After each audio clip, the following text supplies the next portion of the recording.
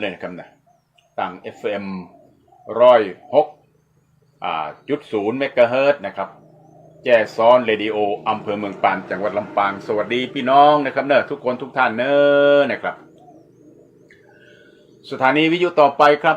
สถานีวิทยุวังช้างเรดิโออำเภองาวจังหวัดลำปางนะครับ FM 89.50 เมกะเฮิรตซ์สมัยผมเป็นเด็กละอ่อนนะครับก็เวลาจะไปเจียงไฮ้ก็จะต้องนั่งรถมาจากเมืองลี่นะครับแล้วก็มาลงตัวเมืองละปูนมาตรงตัวเมืองละปูนแล้วก็ต้องนั่งรถเมล์เขียวจากตัวเมืองละปูนเนี่ยนะครับผ่านไปจังหวัดลำปางและก็จะไปผ่านประตูผาเนี่ยเจ้าพ่อประตูผาเนี่ยอำเภองาวจังหวัดลำปางครับสวัสดียามบ่ายกราบขอบคุณนะครับกับท่านผอ.วิยุแม่วางเรดิโอวังช้างเรดิโออำเภองาวจังหวัดลำปางตัวนะครับ FM 89.50 เมกะเฮิรตซ์ขอบคุณและสวัสดีไปตั้งสถานีวิทยุแม่วางเรดิโออำเภอแม่วางจังหวัดเชียงใหม่ทาง FM 99.50 เมกะเฮิรตซ์นะครับ90.25 ครับ 90.25 เมกะเฮิรตซ์ FM 90.25 เมกะเฮิรตซ์นะครับแม่วางเรดิโออำเภอแม่วางจังหวัดเชียงใหม่ขอบคุณท่านนายอำเภอและก็คุณนายนะครับนายกกิ่งกาชาติอำเภอแม่วางครับอันนี้ก็โดยความเคารพนับถือนะครับก็รู้จักมาคุ้นในแวดวงสายบุญเฮามานมนานเช่นเดียวกันในอำเภอแม่วางและคุณนายของท่านนะครับนายกกิ่งกาชาติอำเภอแม่วาง FM 90.25 เมกะเฮิรตซ์นะครับแม่วางเรดิโออำเภอแม่วางจังหวัดเชียงใหม่กราบสวัสดีกราบขอบคุณในยามบ่ายนะครับทุกคนทุกท่าน FC FM 90.25 เมกะเฮิรตซ์แม่วางเรดิโออำเภอแม่วางเชียงใหม่ครับสถานีวิทยุต่อไปครับสถานีวิทยุลำพูนเรดิโออำเภอเมืองจังหวัดลำพูนอันนี้เขาเรียกว่ามาตุภูมิแผ่นดินเกิดเมืองเจ้าแม่จามเทวีและก็เป็นแผ่นดินเกิดของผู้ดำเนินรายการอาจารย์พินานณัฐพรหมเสนอาจารย์พินานณัฐพล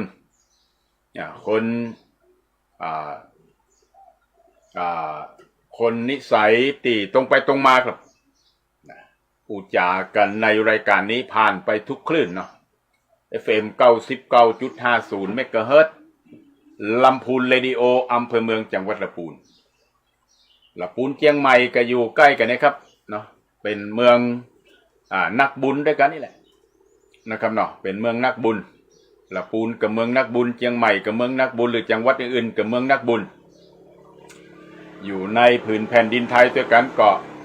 ช่วยกันสร้างคุณงามและความดีกันต่อไปอย่าไปย่อท้อในวิถีชีวิตดำเนินคนเฮาทุกคนมันก็มีสิทธิ์ท้อเหมือนกันบางวันก็เนี่ยการนะครับเลี้ยงลูกเลี้ยงเต้าหรือครองตนครองคนครองงานครองชีวิตมันมันเหนื่อยเหลือเกินเนี่ยนะบางคนคือนี่นะครับแต่ว่าเอามาคือแถมเฮาก็ทุกคนก็มีสิทธิ์ท้อเหมือนกันทุกคนบอกว่ายากดีมีจนจะรวยจะจนนะครับมันก็มีสิทธิ์ท้อเหมือนกันเลยท้อไปตามระบบของแต่ละคนแต่ละท่านมันบ่เหมือนกันเพราะฉะนั้นจงลุกขึ้นมาสู้ครับท้อได้เป็นบางครั้งแต่อย่าถอยครับนี่เฮานี่สู้กันมาตั้งแต่ในต้องพ่อต้องแม่แล้วเนาะสู้กันมาอย่างที่คุณหมอเพิ่นว่าสู้กันมาเป็นล้านเซลล์เนาะอาจจะถ้าเป็นคนเฮาหรืออย่างโตมาแล้วอาจจะต่อยกุยกันอย่างก็ได้ครับต่อสู้เพื่อจะมาเกิดเป็นตัวเฮาเนี่ยถ้าเป็นลูกแฝดก็2 คนลูกแฝด3 คนอย่างก็มีนะครับบางคนหลายๆต้องตัวเดียวได้3-4 คนก็มีนะครับนะครับแต่ส่วนมากแล้วก็จะคนเดียวแสดงว่าเป็นล้านเซลล์นะมาเป็นเฮาคนเดียวแสดงว่าเฮาเป็นผู้ชนะ นี่ตั้งแต่ในท้องแม่มาแล้วในท้องแม่ท้องพ่อเขาว่ามาแล้วนะครับเพราะฉะนั้นจะไปมัวแต่น้อยอกมองใจสู้อย่างเดียวครับมีหลักมีเกณฑ์มีหลักการในการสู้ชีวิตดำเนินเนี่ยฮือแม่นกันเลยจะไปมัวแต่กินแต่แอวแต่เที่ยวแต่เล่นสันเสเฮฮาเคาะหน้าจอมือถือไปวันๆเนี่ย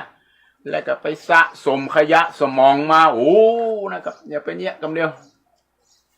ขยะสมองแค่เฮาผ่านหั่นผ่านนี่มันก็เป็นขยะหมดอะถ้าเฮาจะไปกึดไปแยงดูเอาไปกึดไปแยงดูครับนี่เพราะฉะนั้นอย่าเอาสิ่งที่บ่มีประโยชน์มาเป็นขยะสมองเอาสิ่งที่เป็นทางบวกทางดีทางเจริญทางสร้างสรรค์ทางพัฒนาชีวิตของเราสู้เข้าไปนะกำลังใจก็จากไหนครับจากศาสนาที่เรานับถือพุทธก็พุทธเจ้าพระธรรมพระสังฆเจ้าคุณพ่อคุณแม่นักปราชญ์ราชบัณฑิตพระสงฆ์องค์เจ้านะครับครูบาอาจารย์นักปราชญ์ท้องถิ่นต่างใดต่างหนึ่งก็ดีนะครับหรือผู้อาวุโสกว่าเฮาที่ผ่านโลกผ่านชีวิตมานักเขาก็ศึกษาเรียนรู้จากเปิ้นนั่นแหละนะครับเขาก็ศึกษาเรียนรู้จากเปิ้นเปิ้นก็มีข้อมูลข้อคิดดีๆนะครับข้อมูลข้อคิดดีๆต่อไปครับสถานีวิทยุที่17นะครับสวัสดีไปตังสถานีวิทยุสตาร์ FM อำเภอเมืองจังหวัดลำปางพี่น้องในเมืองลำปางนี่มีหลายสถานีนะครับถึงมจรลำปางโดยสตาร์ FM เมืองลำปางด้วยครับ FM 101.25 เมกะเฮิรตซ์นะครับต่อไปสถานีวิทยุคนรักลูกทุ่งเมืองอำเภอเมืองจังหวัดแพร่นะครับสวัสดีพี่น้องจังเมืองแพร่เมืองลำปางนะครับอันนี้ FM 89.75 เมกะเฮิรตซ์เมืองแปรก็สมัยหลวงปู่จีพระเดชพระคุณพระมหา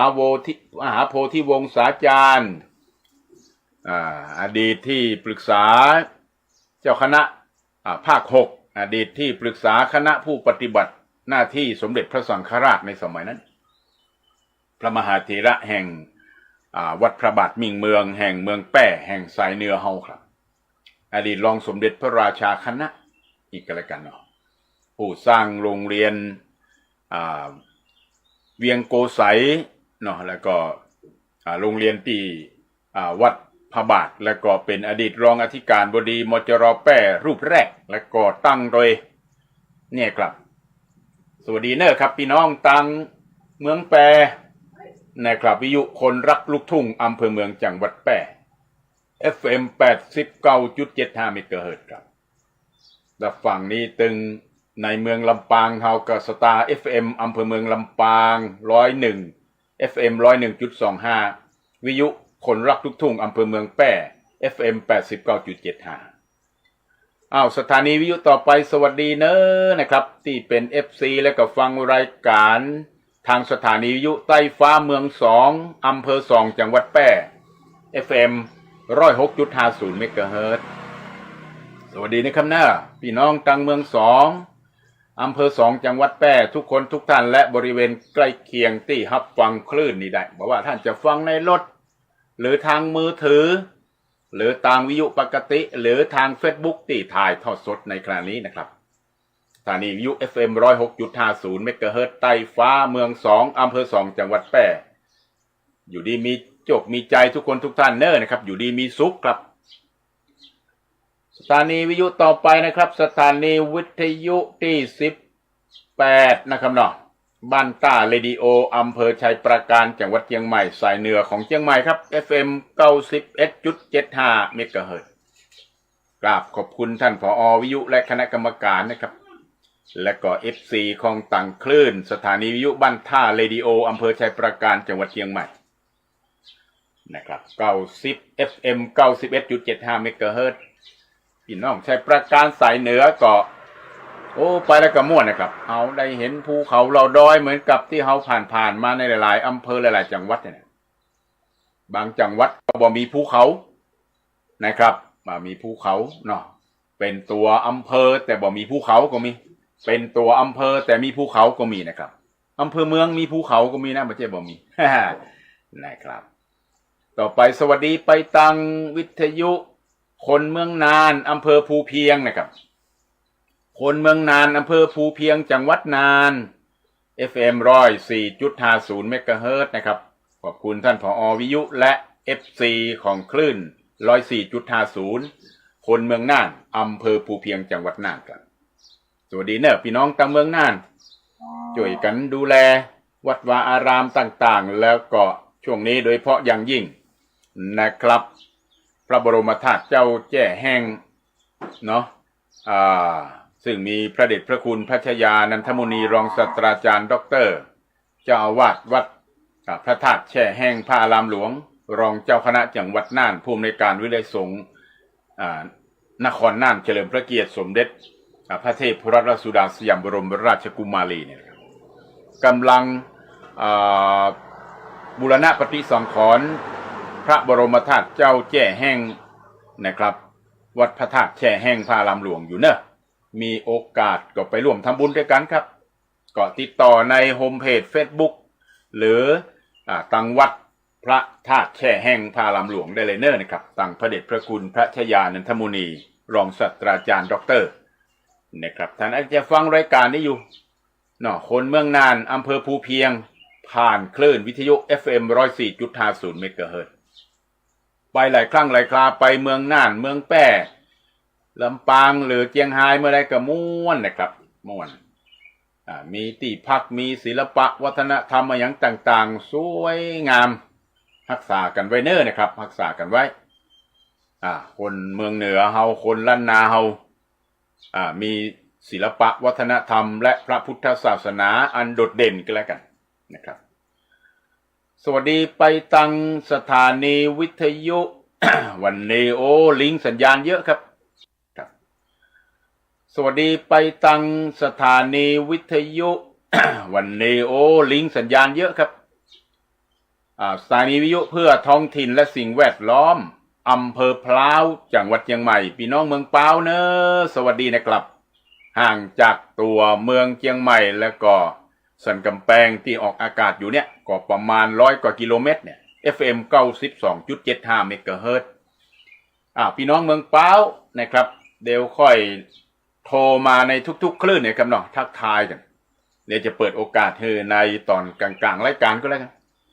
เนาะเดี๋ยวจะเปิดโอกาสให้ทุกท่านจะได้จดเบอร์อะไรอย่างต่างๆไว้แล้วก็ช่วยกันโทรทักทายกันมาแม้จะร้อนอบอ้าวแล้วก็ในช่วงของถ้ามีฟ้ามีฝนมีลมนักก็ปิดโทรศัพท์ก่อนน่าจะดีปิดโทรศัพท์แล้วก็บ่ต้องใจโทรศัพท์อย่างนั้นนะครับเพราะว่านี่เราอยู่ในหลายจังหวัดเนาะเพราะว่าถ้าเราไป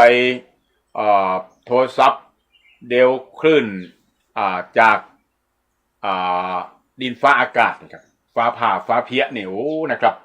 เราต้องกลัวไปก่อนเพราะมันเป็นสิ่งที่ธรรมชาติเราบ่สามารถที่จะต่อกรหรือว่าต่อสู้กับสิ่งที่มันเป็นธรรมชาติได้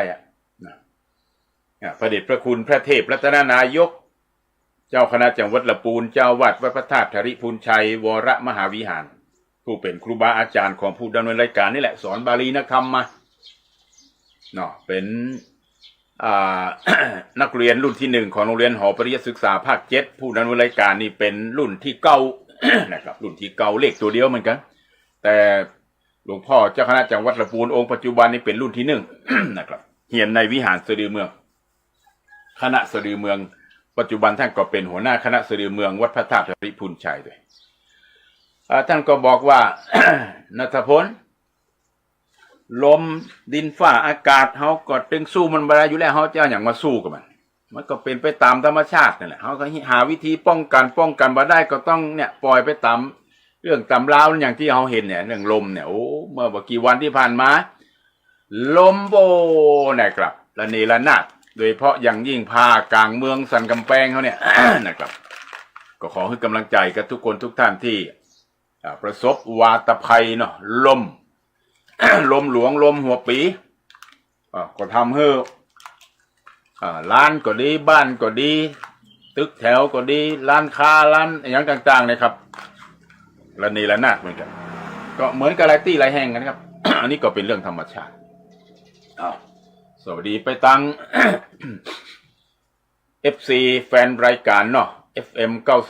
92.75 เมกะเฮิรตซ์อำเภอปาวจังหวัดเชียงใหม่สถานีวิทยุเพื่อท้องถิ่นและสิ่งแวดล้อมก็คงจะช่วยกันในการพัฒนาท้องถิ่นเนาะอันมีท่านนายกเทศมนตรีนายกอบตแต่ละท้องที่ถิ่นนะของเมืองป้าวนะครับเนาะหรือทุกที่เนี่ยพร้อมทั้งดูแลสิ่งแวดล้อมด้วยช่วยกันดูแลประเทศชาติบ้านเมืองเฮาก็มีเตี้ยนะครับขวัญทองของไทยเนี่ยก็มีเตี้ยเขาจะไปทางใดมันก็มีเตี้ยแผ่นดินเฮาที่อยู่อาศัยครับอยู่ในปกติสุขเนี่ย แล้วก็มีก็เนาะเขาก็ช่วยกันดูแลกันทุกคนทุกท่านครับเขาก็มีสิทธิ์มีอย่างเท่ากันหมดเนาะในฐานะที่เขาเกิดมาเป็นคนไทยครับต่อไปตังวิทยุม่อนปูคาอำเภอเมืองจังหวัดเชียงรายนะครับวิทยุสถานีวิทยุม่อนปูคา อำเภอเมืองจังหวัดเชียงรายจังหวัดเชียงรายอำเภอเมืองนี่มีหลายสถานีแล้วเนอะนะครับ FM 96.25 เมกะเฮิรตซ์ในเมืองเชียงรายนะครับก็เป็นนครเชียงรายเมืองใหญ่นะครับ ไปเมื่อใดก็นะครับได้ไปดูไปกอยไปกราบไปไหว้ที่หันที่นี่มันก็ม่วนนะครับเนาะFM FC FM 96.25 เมกะเฮิรตซ์นะครับสถานีวิทยุม่อนปูคาอำเภอเมืองจังหวัดเชียงรายสวัสดีครับทุกคนทุกท่านเนอะนะครับอากาศทางเชียงใหม่ตอนนี้ก็แดดจ้าเลยนะครับแต่แมลงเห็นน้อยเหมือนแน่4 โมง 5 โมงอย่างที่เราเห็นเนี่ย วันก่อนก็อาจจะจัดรายการอยู่แบบเนี้ยนะครับออนแอร์ทาง สัมมนากันอยู่ทางใจระบบทาง Google ก็ดีทาง อื่นๆก็ดีนะครับที่ใจเฮียนใจสอนเนี่ยกำลังออนแอร์กันอยู่ฟ้าฝนตกลงมาเนี่ยครับในห้องพระนี่แหละนะนะครับอุณาฟ้าคลั่งเหมือนกันต้องลุกไปปิดประตูหน้าต่างให้เรียบร้อยแต่เสียงอย่างต่างๆมันก็มีเสียงฝนก็ทำให้จุ่มเย็นดีครับเวลาจัดรายการก็อู้จาไปฝนก็เป็นเรื่องของฝนก็ตกไปมันก็เย็นดีนะครับสวัสดีนะพี่น้องสถานีวิทยุม่อนปูคา FM 96.25 อำเภอเมืองจังหวัดเชียงรายสวัสดีไปตังสถานีวิทยุสตาร์อำเภอนาน้อยจังหวัดน่าน FM 107.50 เมกะเฮิรตซ์อำเภอนาน้อยนะครับเมืองนานนี่หลายสถานีเนาะหลายอำเภอนะครับอันนี้สถานีวิทยุสตาร์อำเภอนาน้อยจังหวัดน่าน FM 107.50 เมกะเฮิรตซ์นะครับสวัสดีนะครับเนอะสถานีวิทยุต่อไปครับสุดแดนไทยล้านนาครับสถานีวิทยุทุ่งช้างเรดิโอสุดแดนไทยล้านนา FM 107.25 เมกะเฮิรตซ์อำเภอทุ่งช้างจังหวัดน่านสุดแดนไทยล้านนาก็หมายความว่าติดกับประเทศเพื่อนบ้านเราคือประเทศลาวสบายดีพี่น้องต่างประเทศลาวตัวนี้ครับเนี่ยเพื่อจะลงท้ายด้วยโดยนะอันนี้ไปหลวงพระบางไปเวียงจันทร์ไปหลวงพระบางเลยเพราะหลวงพระบางเนี่ยชื่นชอบเลยนะครับอยากไปแฮมแต่เปิ้นเปิ้นจ๋าเปิ้นก่อลงท้ายด้วยไปแล้วก็โดยมันเหมือนกับตั้งเหนือเฮาถ้าเป็นแม่ยิงกับเจ้าเนี่ยครับสวัสดีเจ้าเนี่ยถ้าภาษากลางก็สวัสดีค่ะสวัสดีครับเนี่ยนะแต่ว่าถ้าเอาไปหลวงพระบางเพื่อจะลงท้ายด้วยคำว่าโดยโดยสระโอดอเด็กไม่เอกอ่างนะครับ ก็อยากไปทำอยู่นะครับม่วนนะครับไปหลวงพระบางที่ชอบศิลปะวัฒนธรรมพุทธศาสนาพี่น้องประชาชนนำจิตนำใจเปิ้นก็เหมือนเมืองล้านนาเหมือนเมืองไทยเขานี่แหละนะครับเนาะต่อไปสถานีวิทยุมนต์เสียงธรรมอำเภอแม่แจ่มวัดบุพารามอำเภอแม่แจ่มจังหวัดเชียงใหม่ครับ FM 106.75 เมกะเฮิรตซ์ FM ต่างพวกนะครับเนอะดอยอินทนนท์ฝากตะวันตกของดอยอินทนนท์ไปทางหลายปุ้นวัดบุพาราม FM 106.25 เมกะเฮิรตซ์อำเภอแม่แจ่มสถานีวิทยุมนต์เสียงธรรมกราบไหว้ศาลในหลวงพ่อพระครูมงคลวิสิทธิ์เนาะเจ้าคณะอำเภอแม่แจ่มท่านพระครูสิริปริยัตยานุศาสตร์ด็อกเตอร์นะครับวัดปันแหวนรองเจ้าคณะอำเภอแม่แจ่มวัดปันแหวนนี่ในเมืองเชียงใหม่นะครับผู้ช่วยอธิการบดี ฝ่ายวิชาการมจรเชียงใหม่ด้วยครูบาอาจารย์จุตนจุองค์ทุกคนทุกท่านพี่น้องประชาชนอำเภอแม่แจ่มที่รับฟังรายการนี้อาจารย์พี่นานก็ทักทายไปทุกๆอำเภอทุกๆคลื่นนะครับนะในนามของผอ.ใหญ่เขาด้วยท่านพระครูอภิวัฒนาวิกรมวัดปากตังเจริญด้วยต่อไปสถานีวิทยุที่25ครับสถานีวิทยุคณะสงฆ์อำเภอฝางวัดพระบาทอุดมตำบลเวียงอำเภอฝางจังหวัดเชียงใหม่ FM 100.25 เมกะเฮิรตซ์หลวงพ่อท่านพระครูเจ้าคณะอำเภอฝางด้วยความเคารพนับถือนะครับในตานศีลภาวนาวิปัสสนากรรมฐานของหลวงพ่อเจ้าคณะอำเภอฝางนะครับซึ่งได้ตามรอยครูบาเจ้าศรีวิจัยนะครับก็ได้รับรางวัลครูบาเจ้าศรีวิจัยเมื่อปีกลายกันหลวงพ่อครับวัดพระบาทอุดมนี่นะครับเพราะฉะนั้นก็กราบไหว้สาไปยังหลวงพ่อพระครูสุจิตตานุรักษ์ด็อกเตอร์พระครูสุจิตตานุรักษ์ด็อกเตอร์เจ้าคณะอำเภอฝางเจ้าอาวาสวัดพระบาทอุดมผู้ที่ได้รับรางวัลตามรอยครูบาเจ้าศรีวิจัยในฝ่ายพระสงฆ์เมื่อปีที่แล้วนะครับเนาะปี2515ที่ผ่านมานะครับแล้วก็เป็นผู้อำนวยการสถานีวิทยุเนี่ยครับวัดพระบาทอุดมแล้วก็สถานีวิทยุคณะสงฆ์อำเภอฝาง FM 100.25 เมกะเฮิรตซ์นะครับตำบลเวียงอำเภอฝางจังหวัดเชียงใหม่แล้วก็สถานีวิทยุต่อไปครับสถานีวิทยุที่25ครับสถานีวิทยุชุมชนคนเมืองลี้วัดพระธาตุ5ดวงหรือวัดพระธาตุเวียงเจดีย์5หลังนะครับอำเภอลี้จังหวัดลำพูนครับ FM 103.75 เมกะเฮิรตซ์อันมีผอ.เสน่ห์จีนาจันทร์รองประธานสภาวัฒนธรรมจังหวัดลำพูนนะครับในฐานะผู้อำนวยการสถานีวิทยุแห่งนี้พร้อมกับตังที่ FC เนาะที่รับฟังทางคลื่นวิทยุนี้อยู่ FM 103.75 เมกะเฮิรตซ์พี่น้องตังบ้านนาทรายตังวัดนาทรายตำบลนาทรายอำเภอลีลำพูนทุกคนทุกท่านเนอะนะครับตำบลมาตุภูมิบ้านเกิดของผู้ดำเนินรายการเพราะฉะนั้นก็วันนี้นะครับในตัวตำบลเฮาก็มีพิธีใหญ่หลวงเป็นประจำทุกปีนะครับยกเว้นในช่วงที่โรคระบาดโรคโควิด-19 ระบาดก็หยุดไป3 ปีเหมือนกันทุกที่ทุกแห่งนะครับวันนี้ก็มีพิธีใหญ่เปลี่ยนผ้าห่มเนาะเปลี่ยนผ้าห่มในครูบาเจ้าใจยะวงศาพัฒนาศิษย์เอกในครูบาเจ้าศรีวิจัยแห่งตนแห่งองค์หนึ่งลูกศิษย์ลูกโยมในครูบาเจ้าอภิชัยเขาปีในครูบาเจ้าพรหมาพรหมจักโกวัดพุทธบาทตากผ้าหรือครูบาสังฆะองค์อื่นๆครับที่เคารพนับถือของครูบาเจ้าเจญะวงศาพัฒนาที่เป็นปกครูเพื่อนนะครับเนาะหลวงปู่ลาตาทิพย์วัดป่าตึงหลวงปู่ลาตาทิพย์นี่ก็ใช่ละครูบาคำแสนวัดป่าดอนมูลตำบลทรายมูลอำเภอสันกำแพงเชียงใหม่นี่ก็แม่นะครูบาดวงดีวัดตาจำปีก็ดีครูบาวัดน้ำบ่อหลวงนะครับเนาะพระเดชพระคุณพระสุธรรมยานเถรอดีตเจ้าวัดน้ำบ่อหลวงเป็นพระพี่ชายของพระเดชพระคุณพระสุพรหมยานเถรหรือครูบาเจ้าพรหมาพรหมจักโกวัดพุทธบาทตากผ้านี่ครับในสายครูบาสังฆะอาจารย์ นะครับที่เคารพนับถือในวันนี้ก็ที่วัดพระพุทธบาทห้วยต้มก็มีพระเดชพระคุณพระ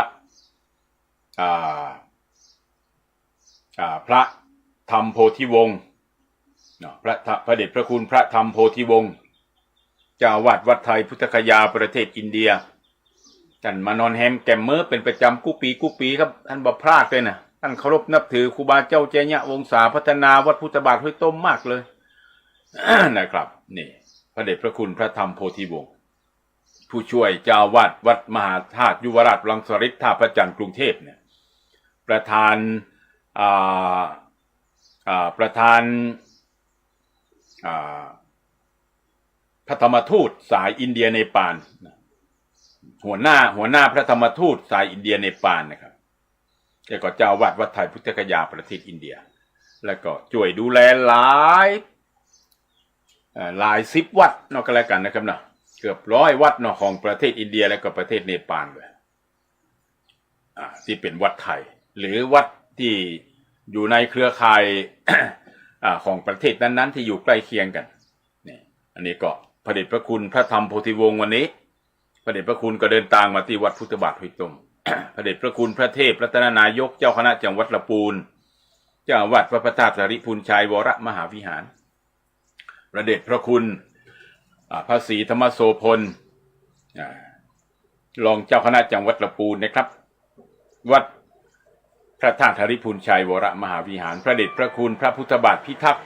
รองเจ้าคณะจังหวัดลำพูนวัดพุทธบาทตากผ้าพระลำหลวง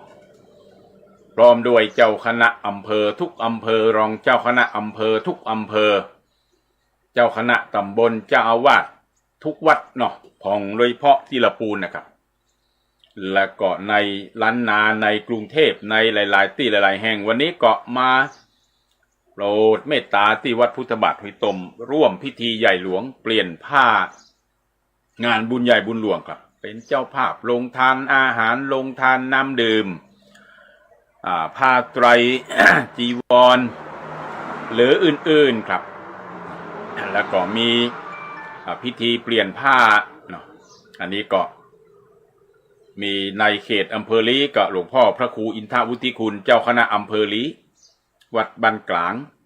พระครูพุทธิธรรมสุนทรวัดเมตตื่นรองเจ้าคณะอำเภอลีพระครูพุทธิธรรมสุนทรก็ทักทายธรรมะกันแทบทุกวันอยู่แล้วพระครูอุปถัมภ์สังฆกิจรองเจ้าคณะอำเภอลีรองเจ้าอาวาสวัดพุทธบาทห้วยต้มพระอธิการอ่อนแก้วชยเสโนหรือครูบาเต๋เจ้าอาวาสวัดพระพุทธบาทห้วยต้มองค์ปัจจุบันเนี่ยพร้อมด้วยพี่น้องคณะศรัทธาท้องที่ท้องถิ่นเจ้าอำเภอลีอันมีท่านในอำเภอลีนะครับเนาะและก็ท้องที่ท้องถิ่นของอบต.นาทรายอันมีท่านนายกหรือนายกเทศมนตรีของท้องที่ท้องถิ่นอื่นๆของอำเภอลีนะครับทั้งหลายทั้งมวลเนี่ยพร้อมโดยชมรมกำนันป้อหลวงบ้านของอำเภอลีทุกหมู่บ้านวันนี้มารวมตัวกันพี่น้องเมืองเทินแม่พริกนะครับหรือจังหวัดอื่นๆเนี่ยครับที่รับทราบข่าวสารต่างใดก็ดีก็มาที่วัดพุทธบาทห้วยต้มทุกวันที่17 พฤษภาคมเนี่ยเป็นวันที่เปลี่ยนผ้าเป็นวันที่วันคล้ายวันมรณภาพเนาะไปสู่สุคติสวงสวรรค์ห้องอมตะมหาเนรปานของครูบาเจ้าเจญะวงศาพัฒนาซึ่งเป็นพ่อครูของผู้ดำเนินรายการนี้ตัวของอาจารย์อนันต์วงศรีสายนี้ตัวของหลายคนหลายตั้นหลายตนหลายองค์ตัวนะครับของหลวงพ่อนะครับท่านพระครูอภิวัฒนาวิกรมนี้ตัวเนี่ยของหลายตนหลายองค์นะครับผอ.วิยุทุกท่านเนี่ยก็จะเคารพนับถือมากอันนี้ก็ที่ฟังอยู่ตั้ง FM 103.75 เมกะเฮิรตซ์นะครับวัดพระธาตุท่าดวงเวียงเจดีย์5 หลังอำเภอลีลำพูนเนอนะครับ FC ทุกคนทุกท่านบ้านเมืองลี่ทุกหมู่บ้านทุกตำบลครับที่คลื่นนี้ไปถึงเนาะสวัสดีทุกท่านเนอะอากาศดินฟ้าอากาศอาจจะแตกต่างจากเชียงใหม่ตัวนี้โอ้แดดจ้าเลยทีเดียวนะครับอากาศร้อนจากที่ฝนตกมาในตอนเย็นหลายๆวันมาตอนเมื่อคืนตกจนถึงเมื่อเจ้าก็มีนะครับบางวันเนี่ยเนาะช่วงนี้ก็เหมือนกับสู่ฤดูฝนแต่ว่าถ้าฝนบ่ตกเนาะฟ้าบ่สลัวมันก็แดดมันก็ร้อนนะครับร้อนก็เป็นเรื่องของแดดเป็นเรื่องของแสงอาทิตย์เป็นธรรมชาติใจเขาจะไปร้อนก็แล้วกันสวัสดีไปตังสถานีวิทยุคลื่นธรรมะชุมชนวัดห้วยตองซัก FM 98.75 เมกะเฮิรตซ์อำเภอจอมทองจังหวัดเชียงใหม่สวัสดีเนอะพี่น้องตังจอมทองเนาะ ฟังรายการนี้นะครับจากคลื่นวัดห้วยตองซัก FM 98.75 เมกะเฮิรตซ์สถานีวิทยุคลื่นธรรมะของชุมชนพี่น้องจอบตองก็อยู่ดีมีสุขอยู่ดีมีแห้งนั่นแหละครับภาษาลาวอยู่ดีมีแห้งนะครับสถานีวิทยุต่อไปครับสถานีวิทยุคลื่นแม่ขจานโมเดิร์นเรดิโอแม่ขจานอำเภอเวียงป่าเป้าจังหวัดเชียงรายครับFM 94.50 เมกะเฮิรตซ์ต่อไปครับสถานีวิทยุบ้านทุ่งเรดิโอ FM 89.50 อำเภอสันป่าตองจังหวัดเชียงใหม่และก็ในเมืองเชียงใหม่เฮาครับสถานีวิทยุคลื่นพุทธศาสนาการศึกษาและวัฒนธรรมวัดฝ่ายหินมหาวิทยาลัยเชียงใหม่ FM 104.50 เมกะเฮิรตซ์สวัสดีทุกคนทุกท่านเนอะนะครับที่เปิดคลื่นและมาฟังอาจารย์พินันท์ณัฐพรหมเสนอาจารย์พินันท์ณัฐพลลิงก์สัญญาณไปวันนี้เสาเก้าสถานีกับทั่วในเขตภาคเหนือของเฮานะครับเนาะก็สวัสดีทาง FC สถานีวิทยุคลื่นพุทธศาสนาการศึกษาและวัฒนธรรมวัดฝ่ายหินมหาวิทยาลัยเชียงใหม่ FM 104.50 เมกะเฮิรตซ์พระครูสมุวิสุวัฒน์วรกิจโจผู้อำนวยการสถานีครับและสถานีที่เสาเก้าครับวันนี้สถานีวิทยุแดนดินถิ่นล้านนาบ้านโรงวัวอำเภอสันป่าตองจังหวัดเชียงใหม่ขอบคุณท่านผอ.วิทยุนะครับ FM 103.50 เมกะเฮิรตซ์สวัสดีนะครับวันนี้ดำเนินรายการในนามท่านพระครูอภิวัฒนาวิกรมวัดปากกลางเจริญอำเภอไดหล่อจังหวัดเชียงใหม่และก็ผู้ดำเนินรายการจุตนจุองค์นะครับเก้ากระผมอาจารย์ณัฐพลอาจารย์ณัฐพรหมเสนลึกสิงแก้วนะครับแล้วก็หน้าใหม่นะครับเดี๋ยวก้อยโทรเข้ามานะครับเดี๋ยวก้อยโทรเข้ามาตังเบอร์โทร0650010354นะครับ0650010354ครับโทรหน้าใหม่เดี๋ยวรอโทรศัพท์ที่จะเอามานี่กำเดียวเนอร์โทรศัพท์นะครับโทรศัพท์ของลูกนโมครับใจเบอร์โทรนี่อยู่ในเครื่องนี้นะครับเนาะก็เดี๋ยวโทรเข้ามานะครับเนาะนักทายกันหมายเลขโทรศัพท์0650010354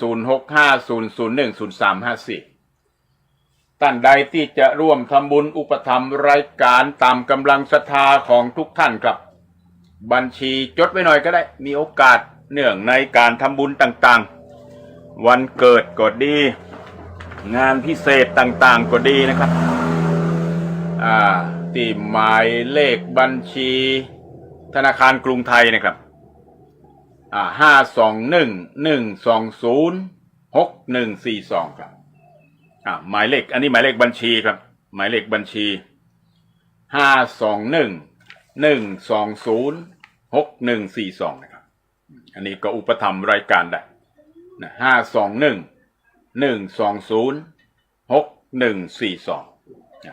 อันนี้ก็ไวสาไปถึงครูบาอาจารย์คลื่นวิทยุสีขาวจุตนจุองค์ขออนุญาตในราชทินานามหรือนามของพระคุณท่านนะครับอันมีหลวงพ่อพระครูปฏิภาณธรรมทิน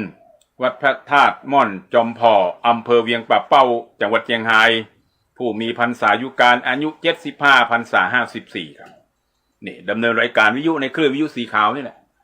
พระครูอุดมศิริทัศน์เจ้าคณะตำบลทุ่งฝายวัดศรีภูมิมาอำเภอเมืองลำปางหลวงพ่อพระครูสุจิตานุรักษ์ด็อกเตอร์เจ้าคณะอำเภอฝางวัดพระบาทอุดมอำเภอฝางจังหวัดเชียงใหม่พระอาจารย์พระมหานพดลสุวรรณเมธีด็อกเตอร์เจ้าคณะอำเภอวังเหนือวัดบรรพตสถิตจังหวัดลำปางนะครับแล้วก็ผู้อำนวยการวิไลสงฆ์นครลำปางมจรลำปางนะครับพระครูสุเมธธรรมเสวีวัดม่อนฤาษีอำเภอไดหล่อเชียงใหม่พระครูวรธรรมนาถโทรแล้วครับว่าจะรับสายครับสวัสดีครับสวัสดีครับครับผมจำเสียงได้ก็ โอ้ได้คุณเบี้ยวเนาะชื่อเล่นเฮานี่เนาะครับวันนั้นผมก็ไปวัดเรามณฑาเนาะจัดมาได้มาตักสักกรรม วันนั้นนั่งเจอตู้ลุงยองฮัลโหลอ๋อนั่งอยู่ตุลุงยองเลยบ่ได้ลงไปทักทายทั้งลุ่มสักกรรมเนี่ยนั่งอยู่หน้ากล้องนั่นแหละครับโอ้นั่งอยู่หน้ากล้องเลยบ่ได้ทักทายสุมาภัยตัวเนอะเป็นดารานี่ต้องออกเด่นเหลือเปิ้ลหน่อย ตอนนี้ฟังอยู่ทางวัดไฟหินนี่เนาะครับแต่ก็คือกำลังใจอาจารย์ณัฐพลสุขภาพแข็งแรงอายุ100เด้อสาธุ100นี่ต้องแข็งแรงด้วยนะสุขภาพแข็งแรงถ้านอนติดเตียงซื่อมันเดือนเด้อครับผมกราบไหว้ครับสาธุครับนี่ก็ถ่ายทอดสดไปในทั่วทางภาคเหนือของเรานะครับเพราะฉะนั้นก็ตีโทรเข้ามานี่ก็คุณเบี้ยวน้องเบี้ยวเอากันอะไรกันเนาะตังในเมืองเชียงใหม่ครับรับฟังต่าง FM 104.50 เมกะเฮิรตซ์นะครับวัดไฟหินมหาวิทยาลัยเชียงใหม่นะครับโมทนาบุญนะครับเด้อให้กำลังใจกันเนาะที่หมายเลขโทรศัพท์0650010354นะครับนะเป็นท่านแรกวันนี้ฟังอยู่นะครับอันนี้ก็แล้วก็ครูบาอาจารย์ที่ร่วมจัดรายการนอกจากหมายเลขต่อไปนะครับพระครูวรธรรมนาถวัดหนองเหียงอำเภอดอยหล่อพระครูสังวรศิลาภิลักษ์วัดไซมูลอำเภอสันปะตองนะครับพระครูสถิตสารคุณเจ้าคณะตำบลน้ำดิบวัดหนองผ้าขาวอำเภอป่าซางพระอาจารย์วรรณชัยชยานันโทวัดพุทธศรีคิรีอำเภอจอมตองพระครูสิริธรรมบัณฑิตพศด็อกเตอร์วัดมิ่งเมืองมูลจังหวัดลำปางในเมืองลำปางครูบาอาจารย์ศูนย์บัณฑิตศึกษามจรลำปางนครลำปางครับพระอาจารย์ชัยวัดนาคเสโนตุลุงยองเขาวัดพระธาตุดอยน้อยอำเภอดอยหลอนี่พระธาตุดอยน้อยนี่ก็พระนางเจ้าจามเทวีเนาะทรงสถาปนาวัด1,400 ปีกันติดกับแม่น้ำปิงเลยเนอะนะครับตุลุงยองนี่ FC เพิ่นนักเนาะตุลุงยองเฮาพระอาจารย์ชัยวัดนาคเสโนที่น้องเบี้ยวว่าตะกี้น่ะเนี่ยนั่งกับตุลุงยองนะครับน้องเบี้ยวนี่เปิ้นพิการทางสายตาแต่เปิ้นก็ฟังเปิ้นพิการเฉพาะทางสายตาโดยกำเนิดแต่ว่าทางจิตใจเปิ้นบ่บอดจิตใจเปิ้นบ่พิการจิตใจเปิ้นโปร่งใสเนี่ยครับเนี่ยเปิ้นฮ้องว่าเฉพาะร่างกายเต้าอั้นนะครับเนาะเพราะฉะนั้นก็เปรียบเทียบกับธรรมะเฮาบางคนบางท่านก็เหมือนซาลาเปาซาลาเปาทางนอกสีขาวอาจารย์พี่นันนี่หรอทางนอกมันสีขาวทางในมันสีดำ บางคนเป็นนี่หรอเหมือนซาลาเปาเหมือนลูกซาลาเปาทางนอกนี่ดูว่าสีขาวแต่ทางในมันสีดำ เขาก็แกล้งเปรียบเทียบจิตใจคนเฮายากแท้อย่างถึงนั่นแหละครับพระอาจารย์ชัยวัฒน์นะครับเสโนตุลุงยองอาจจะฟังรายการนี้อยู่ก็ได้เนาะก็เป็น FC ของตุลุงยองด้วยเนอะนะครับฟังเพิ่นโมทนาเพิ่นทักทายญาติโยมโมนดีครับวัดพระธาตุดอยน้อยดอยหล่อครับพระครูกัลยาณปราโมทย์วัดม่อนห้วยแก้วอำเภอดอยหล่อพระครูสมุวิสุวัฒน์วรกิจโจผอ.วิยุวัดไฟหินมหาวิทยาลัยเชียงใหม่เจ้าวัดไฟหินองค์ปัจจุบันครับพระมหาอินวงศ์อิสรพานีด็อกเตอร์เจ้าคณะตำบลหัวเสือวัดพระธาตุมงคลอำเภอแม่ทะลำปางครูบาอาจารย์มจรลำปางครับหลวงพ่อท่านพระครูพิวัฒนาวิกรมวัดปักตังเจริญดอยหล่อเชียงใหม่เฮาผู้อำนวยการผู้ผอ.ใหญ่ก็เลยกันเนาะผู้อำนวยการวิทยุคลื่นสีขาวเพื่อชาวประชาวันนี้ผมกำลังดำเนินรายการแทนพระคุณท่านนี่แหละพระมหาธนวุฒิญาณโสพโนวัดรัศมีธรรมารามอำเภอเมืองลำปางพระครูปริยัติรัตนโชติวัดล่องกูอำเภอเวียงป่าเป้าเจียงไฮ้พระอาจารย์สาธิตธีรปัญโยพุทธศาสตร์บัณฑิตจากมจรเชียงใหม่เขาเนี่ยครับสถาบันธรรมาภิวัตรอำเภอแม่เมาะจังหวัดลำปางนะผอ.วิยุแล้วก็ตังคลื่นตังแม่เมาะตัวนะครับเนาะ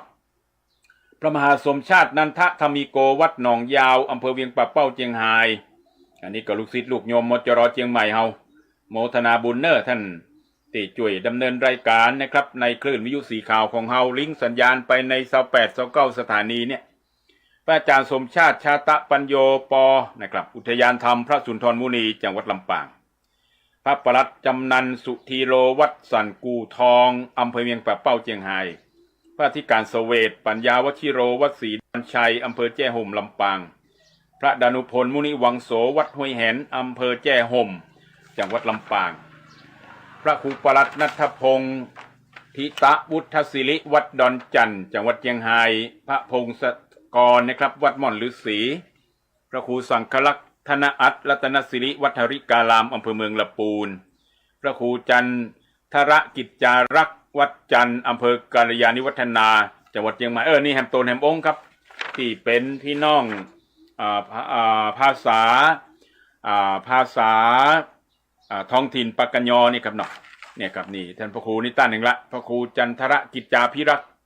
วัดจันทร์อำเภอกาลยานิวัฒนาจังหวัดเชียงใหม่ท่านเกาะเนี่ยครับลิงก์สัญญาณไปทางอำเภอกาลยานิวัฒนาพุ่นนะเนาะจัดรายการอยู่ตังวัดจันทร์อำเภอกาลยานิวัฒนาจังหวัดเชียงใหม่ครับแล้วก็มีตังดอยลอแห่งตนหนึ่งนะครับที่จัดเป็นภาษาปากกญอกันเลยกันเนาะพระครูพิสิทธิ์พัฒนาสารวัดห้วยบงอำเภอกาลยานิวัฒนา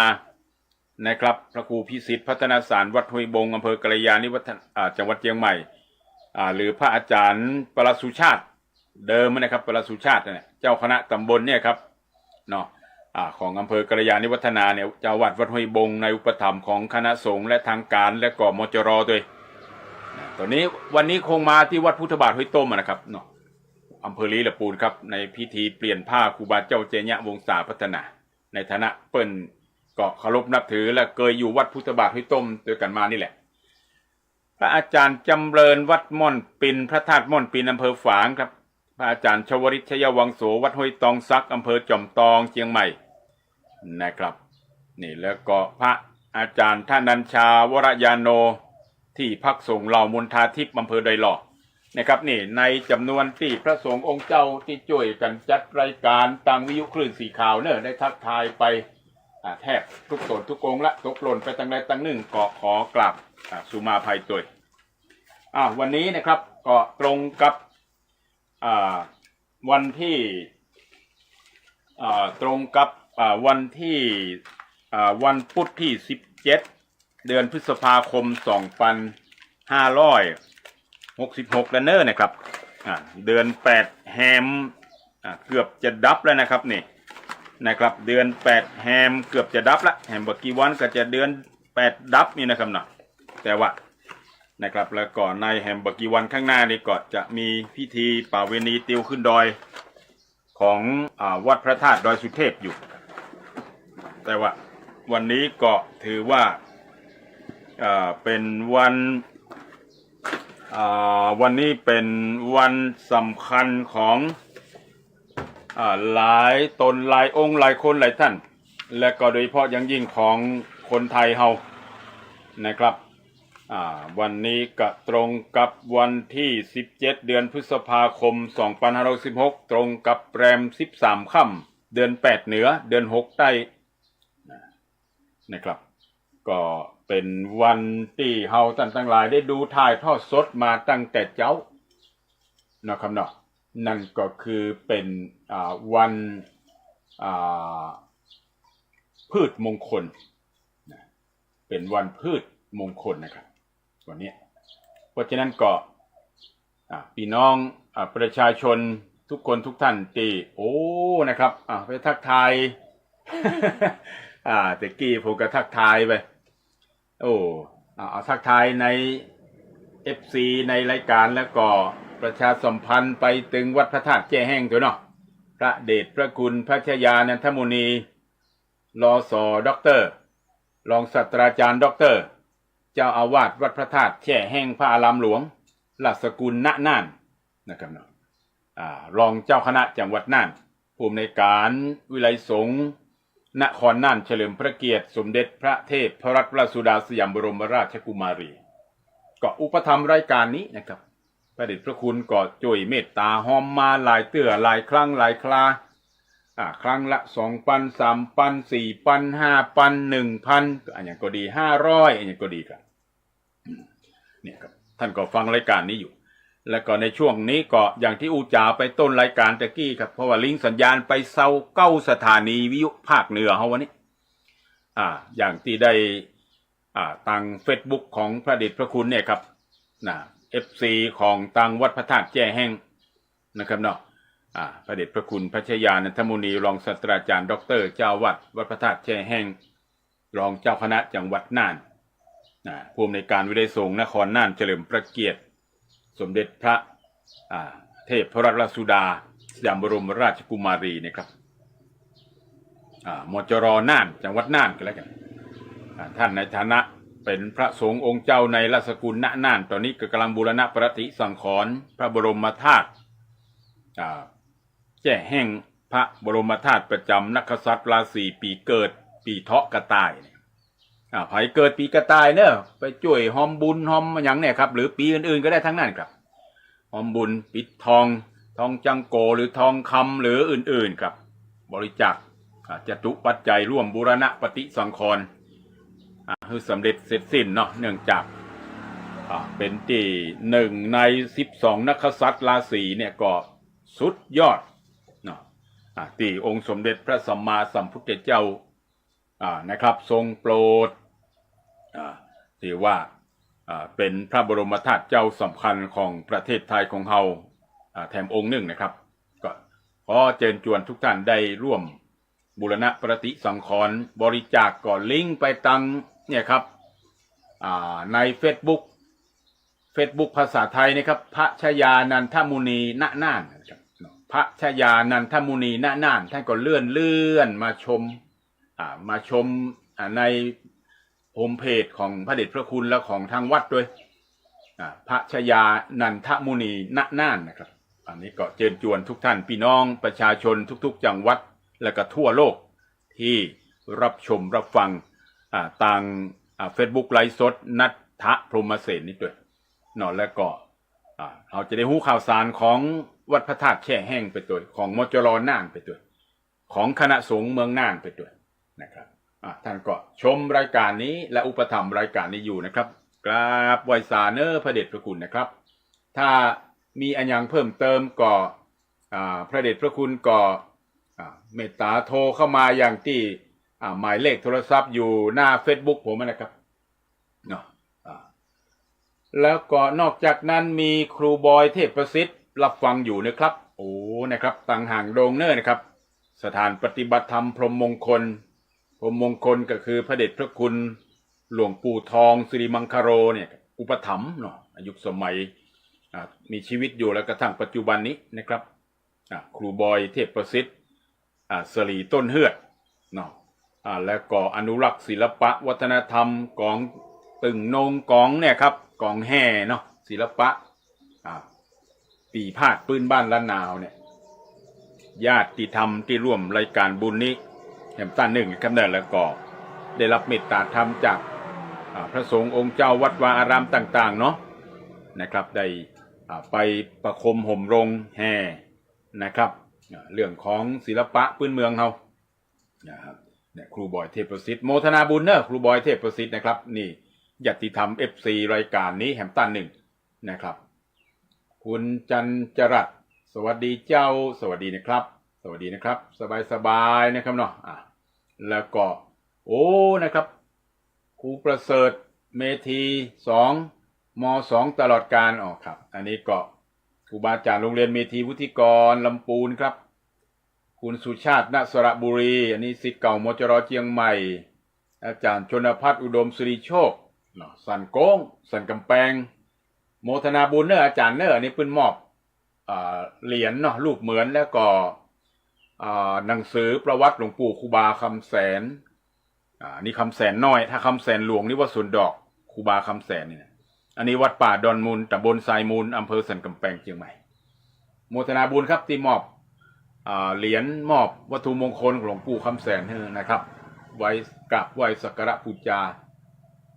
เจนลูกเจนหลานและก็พระอาจารย์พระธิการทรงวุฒิธีรวุฒโธครับ ฟังอยู่ต่างเมืองเทิงนะครับเนาะเจ้าอาวาสอันอย่างก็ท่านนี่ก็ศิษย์เก่าบัณฑิตศิษย์เก่ามจรเนี่ยลูกศิษย์ลูกโยมเนี่ยครับโมทนาบุญเนอะเจ้าพิธีจากเมืองเทิงเมืองใหญ่เมืองหลวงเนี่ยฟังอยู่ต่างเมืองเทิงโมทนาบุญได้ประพฤติวัดปฏิบัติธรรมเนาะตามรอยพุทธเจ้าพระธรรมพระสังฆเจ้าคุณบิดรมารดาครูบาอาจารย์เนอะพระอาจารย์ทรงวุฒิพระอธิการทรงวุฒิธีระพุทโธนะครับในเมืองเทิงครับเมืองเทิงจังหวัดเชียงรายครับฟังรายการนี้อยู่แล้วก็ปฏิบัติหน้าที่บูรณะประฏิสังขรณ์สร้างวัดวาอารามของเปิ้ลเนี่ยนะครับแล้วก็พระอาจารย์มงคลอินตายวงนะครับคุณดาราพิรตาอาจารย์เก่งหมอดูชะตาชีวิตแม่นตรงจากตำบลสุเทพนะโอ้รอสักวันจะเป็นจริงนะครับกราบนมัสการเนอนะครับพระอาจารย์ตุปีเอนะครับพระอาจารย์พิชิตสมาหิโตนะครับวัดก็เชิงดอยนะเชิงดอยนะครับนะตำบลเชิงดอยใกล้ๆกับวัดพระธาตุดอยสะเก็ดพระอารามหลวงวัดกิวแลนะวัดกิวแลตำบลเชิงดอยอำเภอดอยสะเก็ดนะครับเนี่ยกราบนมัสการเนอะสักวันจะไปกราบไปไหว้นะครับไปแอวกราบครูบาเขาด้วยนะครับตูปีเอนะครับพระอาจารย์พิชิตสมาหิโตฟังรายการนี้อยู่อาจารย์ปุ้มปุ้ยเกิดมาคุยธรรมะคุณจักรพันธ์นันทเปียลองไปฟังสถานีวิทยุเมืองสองดูนะครับเนี่ยอันนี้ก็ลูกหลานจากนาซายไปมีครอบครัวอยู่ตั้งเมืองสองจังหวัดแปรฟังรายการนี้อยู่คุณจักรพันธ์นันทเปียครับเห็นว่าบ่สบายนะครับก็คงอาการดีขึ้นนะครับเนาะโรคเกาต์เบาหวานนี่มันเป็นธรรมดาอายุนักขึ้นนี่มันก็มาเยือนเฮาก็ช่วยกันรักษานะครับเนาะดูแลสุขภาพตัวอันใดที่ลดเรื่องอาหารการกินเนาะโรคเกาต์เบาหวานความดันนี่ต้องดูแลถูกเก่าแล้วครับเนี่ยชีวิตคนเฮาก็เป็นไปตามวัยของเหมือนภาษิตล้านนาเฮา10 ปีอาบน้ำบ่หนาว20 ปีแอวสาวบ่ใกล้30 ปีบ่นายสงสาร40 ปีเนี่ยการเหมือนฟ้าผ่า50 ปีสาวน้อยด่าบ่เจ็บใจหมายความว่าถ้าคนเฮาผ่านอายุถึง50นี่สาวน้อยด่าบ่เจ็บใจนี่ก็หมายความว่ามันผ่านโลกผ่านชีวิตมานักแล้วละอ่อนเล่นหนัวยังพ่องก็บ่ได้ถือสาอย่างละเด็กละอ่อนแล้วนะครับเอาถือว่าผ่านโลกมาเยอะแล้วนะครับบ่ได้ถือได้สาอย่างกับละเด็กละอ่อนละเนาะอันนี้โดยความหมายนะครับก็บ่ต้องไปโกรธไปเกลียดอย่างในสิ่งที่เรื่องบ่เป็นเรื่องเนาะอันนี้เรียกว่าผ่านโลกผ่านชีวิตมานักเราไปฟังตังวิทยุเมืองสองนะครับเนี่ยอำเภอสองจังหวัดแปรนะครับเนี่ยคุณจักรพันธ์นันทเปียลูกหลานครับจากนาซายลีหรือปูนเกาะไปมีครอบครัวอยู่ตังเมืองสองอำเภอสองจังหวัดนาแปรคุณอนุชาติมโนธรรมโอ้อาจารย์ผู้กองร้อยเอกสายันสมบัตินันอยู่ตังไดนอวันนี้ครับนะครับโมทนาบุญเนอร์สายบุญให้ต้านเองครับร้อยเอกสายันสมบัตินันมทบ33ครับบ้านเป็นอยู่ในเวียงในเมืองสันอำเภอจอมตองครับลูกศิษย์ลูกโยมหลวงปู่ทองเนี่ยนะคุณวิกรลึกสิงแก้วตอนนี้คุณวิกรนี่เป็นหลานนะครับเนาะเป็นลูกของน้องป้อผมนะครับก็อาจจะอยู่ตั้งไหนตั้งสมุทรปราการหรือว่าจังหวัดชลบุรีพวกนะครับเนี่ยอยู่อาจจะภาคกลางนะครับเนาะลูกหลานเนาะหรือกรุงเทพพวกเนี่ยคุณวิกรลึกสิงแก้วครับนามสกุลผมแหละหลวงพ่อครูบาบุญกรรมโอ้นะครับพระวัดป่าวัดดอยเป็นแบบนี้อำเภอเจียงดาวนะครับเนี่ยมีโอกาสไปตั้งปูนก็ไปแวะเป็นสำนักนะครับเนาะสำนักสงฆ์ครูบาบุญกรรมก็ไปดูหน้าโฮมเพจ Facebook หลวงพ่อหรือว่าครูบาบุญกรรมนะครับเนาะก็ท่านก็ได้สร้างกุฏิสร้างห้องน้ำวิหารอย่างก็ยังบ่แล้วเตื้อครับในกำเนิดก็ท่านก็ร่วมทำบุญก็ติดต่อไปทาง Facebook นี่แหละหลวงพ่อครูบาบุญกรรมเนี่ยครับนะก็มีเลขบัญชีมีเบอร์โทรศัพท์มีอย่างให้ติดต่อได้ตลอดในยุคสมัยปัจจุบันก็สะดวกขึ้นครับคุณหนุ่ยสุพจน์นะครับคุณแสงวันณวันเนาะโอ้คุณวรรณาแก้วสุพางบ้านปงห้วยลานออนใต้สันกำแพงเชียงใหม่สายท่องเที่ยวเนี่ยครับแห่งบกี่วันนี้ก็จะจัดงานผ่าน้ำติ๊บตัวนี้ครับเดือนหน้าครับเดือนหน้าวันที่18วันอาทิตย์ที่18มิถุนายน นะครับเนอะสืบชะตาทำบุญนะครับเนอะเจริญพุทธมนต์สืบชะตาป่าทอดผ้าป่านะครับเดี๋ยวจะได้แจ้งประกาศกำลังพิมพ์ซองอยู่กำลังพิมพ์ซองผ้าป่าอยู่เนี่ยจะได้ขออนุมัติจากหลวงพ่อเจ้าคณะอำเภอสันกำแพงอย่างเป็นทางการดีก่อนครูวนาแก้วสุพางสายท่องเที่ยวบ้านโป่งห้วยลานซึ่งเป็นหนึ่งในกลุ่มท่องเที่ยวสิ่งแวดล้อมนะครับมาแอลที่บ้านโป่งห้วยลานเมื่อใดหลวงปู่ลาตาทิพย์เกิดอยู่ในวัดป่าตึงนี่แหละมีอ่างห้วยลานโครงการนั้นหนึ่งมาจากพระราชดำริในหลวงนะครับแล้วก็มีอ่างห้วยไร่อ่างดอยโตนมีดอยง้มที่ผมได้โพสต์ลงหน้า Facebook และอู้จ่ามาหลายครั้งหลายคราแล้วคุณจิรการสุพรรณรัตน์ประธานชมรมฮักหาศาสตร์ล้านนาสวัสดีเนอะน้องสาวคนเก่งแล้วก็ใจบุญกุศลโดยมากความสามารถโดยเนี่ยเจอกันทุกที่ทุกการทุกงานนะครับวันนี้คงบ่ได้ไปที่วัดพุทธบาทห้วยต้มนะครับนอกจากติดการติดงานคุณเกรียงศักดิ์เจ้าหน้าที่อุทยานแม่ตะไคร้นะครับเนาะศิษย์เก่าบัณฑิตศิษย์เก่ามจรเขานี่แหละสวัสดีเนอะนะครับวันนี้ปฏิบัติภารกิจอยู่ทางใดมหูเนอร์นะครับแม่เดือนคุณเดือนพดุงนะครับบ้านโป่งห้วยลานเฮานี่ก็ FC รายการนี่เหมือนกันฟังรายการนี้นะครับอันนี้วันนี้ลิงก์ไป29สถานีทั่วภาคเหนือก็แล้วกันเนี่ยชื่อคนใดก็ไปทั่วภาคเหนือแล้วฟังทาง Facebook ก็ทั่วโลกอยู่แล้วนะก็ลิงก์สัญญาณไปทุกที่ทุกแห่งครับคุณดวงเดือนพดุงเนาะนุ่งน้องตีเคารพนับถือกันมาเมื่อนานครับผู้ชีวิตก่อคุณอรุณอินตายวงเนี่ยเนาะโมทนาบุญนะครับเดินคนเดียวตัวคนเดียวลูกหลานจากบ้านผาลาดคงไปทำงานอยู่กรุงเทพเนาะโมทนาบุญเนอะลูกหลานเนอะนะครับตั้งใจทำงานเก็บเงินเก็บทองนะครับจ้างซอยุทธนาห่างดงโอ้นะครับฟังรายการนี้อยู่ สวัสดีเนอะโมทนาบุญกับจ้างซอยุทธนาห่างดงแล้วก็จ้างซอวันเพ็ญเนาะสันทรายและคณะคุณจ้างซอสุรวิทย์โสรวิทย์อย่างกันเนาะจากตั้งชัยประการสายเหนือจังฝางเนี่ยที่ไปจ่วยซอที่วัดนาทรายปอยหลวงเมื่อเดือนก่อนที่ผ่านมาแล้วก็มาที่บ้านโป่งห้วยลานอำเภอสันกำแพงนี่ตัวเนี่ยจังซอเนี่ยก็ฟังรายการนี้อยู่ครับ FC รายการนี้ตัวเนาะรายการวิทยุก็ขอบุญใหญ่บุญหลวงมีอันอย่างวัดวาอารามตังใดติดต่อจ้างซอกันนี่หนึ่งในนั้นก็มีจ้างซอยุทธนาห่างดงหรือจ้างซอของตังคณะอื่นๆตัวนะครับที่เฮาติดตามถ่ายทอดสดตัง Facebook ฟังคำเจียงดาวก็ดีนะครับตังชื่อของอะไรก็เมืองเถินเมืองเถินเพื่อกับซอม่วนนะ แต่ว่าเพื่อก็อยู่ในเวียงเชียงใหม่เขาเนี่ยก็จะเป็นคณะของเปิ่นจ้างซอเนี่ยนะครับก็อนุรักษ์ศิลปะวัฒนธรรมวัดวาอารามต่างๆมีงานบุญงานยังปอยงานเป็กงานบวชเนาะงานปอยเข้าสังงานปอยหลวงอะไรอย่างต่างๆนะครับงานทอดผ้าป่างานขึ้นบ้านใหม่เอาซอได้ทั้งนั้นเนาะอันนี้ก็เป็นศิลปะที่เขาช่วยกันรักษาวัดพระสิงห์ UK พระครูศรีสิงหกิจวิเทศเพิ่งเดินทางจากวัดพระสิงห์วรมหาวิหารในเมืองเชียงใหม่ในนามพระเดชพระคุณ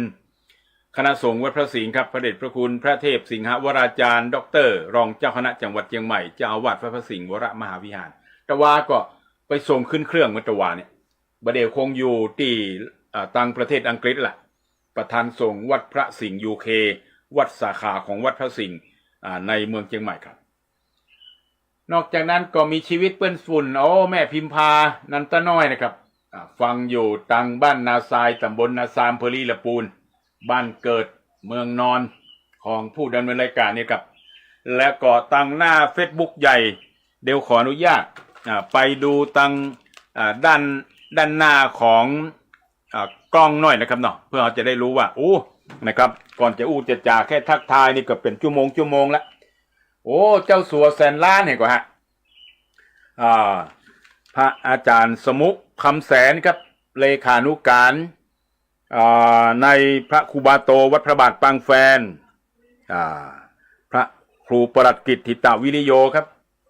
ครูบาอาจารย์เฮานะครับเด้อคุณชายเจ้าสำราญอาจารย์ไพศาลศรีวิชัยนะครับมจรเชียงใหม่ครุศาสตร์โมทนาบุญเนอร์ครับแคบหมูยางกวงโดยนี่ลิงก์สัญญาณไป29สถานีนะครับค คุณเกษมอุตระคุณคำปวนจ้างซอบ่อสลีโอ้ฮอดนะครับเนาะโอ้แม่พิมพาแพงหลวงเอกอะมาเห็นดังเนี้ยก็ได้เห็นละฟังทางวิทยุอยู่ก็มีทางคลื่นเชียงใหม่เฮาก็104.50วัดฝ่ายหินมชครับแม่พิมพาแปลงหลวงนี่ก็อุปถัมภ์รายการนี้ด้วยดีตลอดมาหอมบุญสายบุญนะใครจะไปซื้อข้าวสารในกันเนอก็ข้าวสารริมออนก็แล้วกันผู้ดำเนินรายการบางอย่างบางวันข้าวสารมันเสี่ยงเนาะมันบ่ได้มาได้แจ้ก็เนี่ยครับไปที่แม่พิมพาแปลงหลวงเนี่ยอันใดที่เปิ้นลดเปิ้นอย่างให้ได้เปิ้นก็ลดราคาลงมาก็มีแต่ว่าหอมบุญก็หอมตลอดอยู่แล้วนะครับเนาะแม่จันเพ็ญคำโพธาแม่พัฒนันแท้ตั้งแม่พิมพาแปลงหลวงแล้วก็แม่บัวเทพจอมใจป้อบ้านป่าห้าตำบลออนไต้นี่นะครับแล้วก็เจ้าสัวสุรินทร์ตั้งสุทธิธรรมเจ้าของตลาดต้นพยอมโรงแรมพิงพยอมแล้วก็คอนโดและบริษัทในเครือนี่ครับนี่หอมบุญต่างๆพระเดชพระคุณพระชยานันทมุนีรสด็อกเตอร์รัศกุลณน่านรองเจ้าคณะจังหวัดน่านวัดพระธาตุแช่แห้งผอ.วิไลสงฆ์นครน่านเฉลิมพระเกียรตินะครับนี่ก็หอมบุญนี่นะครับรายการนี้ก็อยู่ได้ด้วยบุญกุศลนะครับรายการนี้อยู่ได้ด้วยบุญและกุศลนะครับวันนี้ก็ถือว่าเป็นวันพืชมงคลตามที่เฮาท่านทั้งหลายได้ชมในการถ่ายทอดสดไปเมื่อเจ็ดเจ้านี้โดยพระบาทสมเด็จพระเจ้าอยู่หัวและสมเด็จพระบรมราชินีเสด็จพระราชดำเนินนะครับที่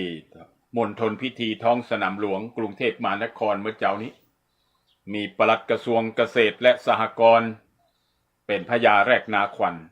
พร้อมคณะนะครับทั้งหมด78ท่านนะครับแล้วก็มีพระโคนี่ก็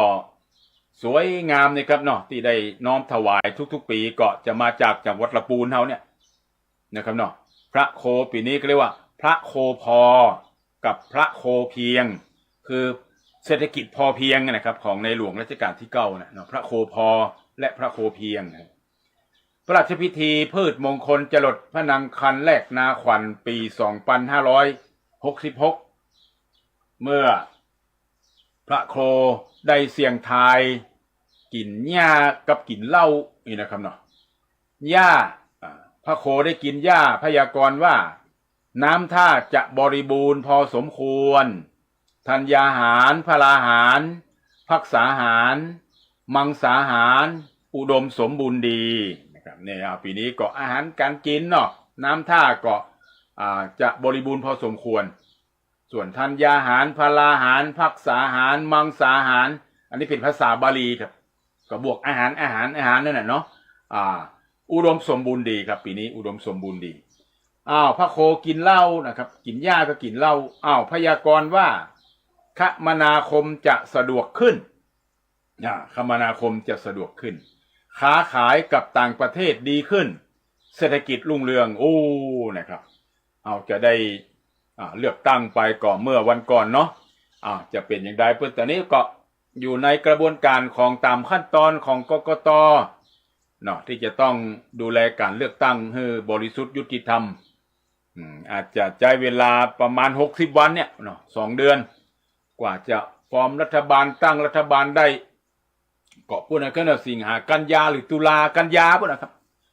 กันยาลองดูไปก่อนเรื่อยๆครับใจเย็นๆ FC ทั้งหลาย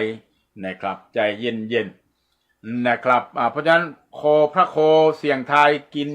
เหล้าพยากรณ์ว่าคมนาคมเนี่ยการเดินทางหรือถนนหนทางเนี่ยก็จะสะดวกขึ้นการค้าขายกับต่างประเทศจะดีขึ้นเนาะเศรษฐกิจก็จะเจริญรุ่งเรืองสาธุนะครับเพราะฉะนั้นก็อันนี้พระโคเสี่ยงทายกินเหล้าครับมันจะมีเหตุเรื่องนะพระโคเสี่ยงทายกินเหล้านี่นะครับเศรษฐกิจเจริญรุ่งเรืองครับ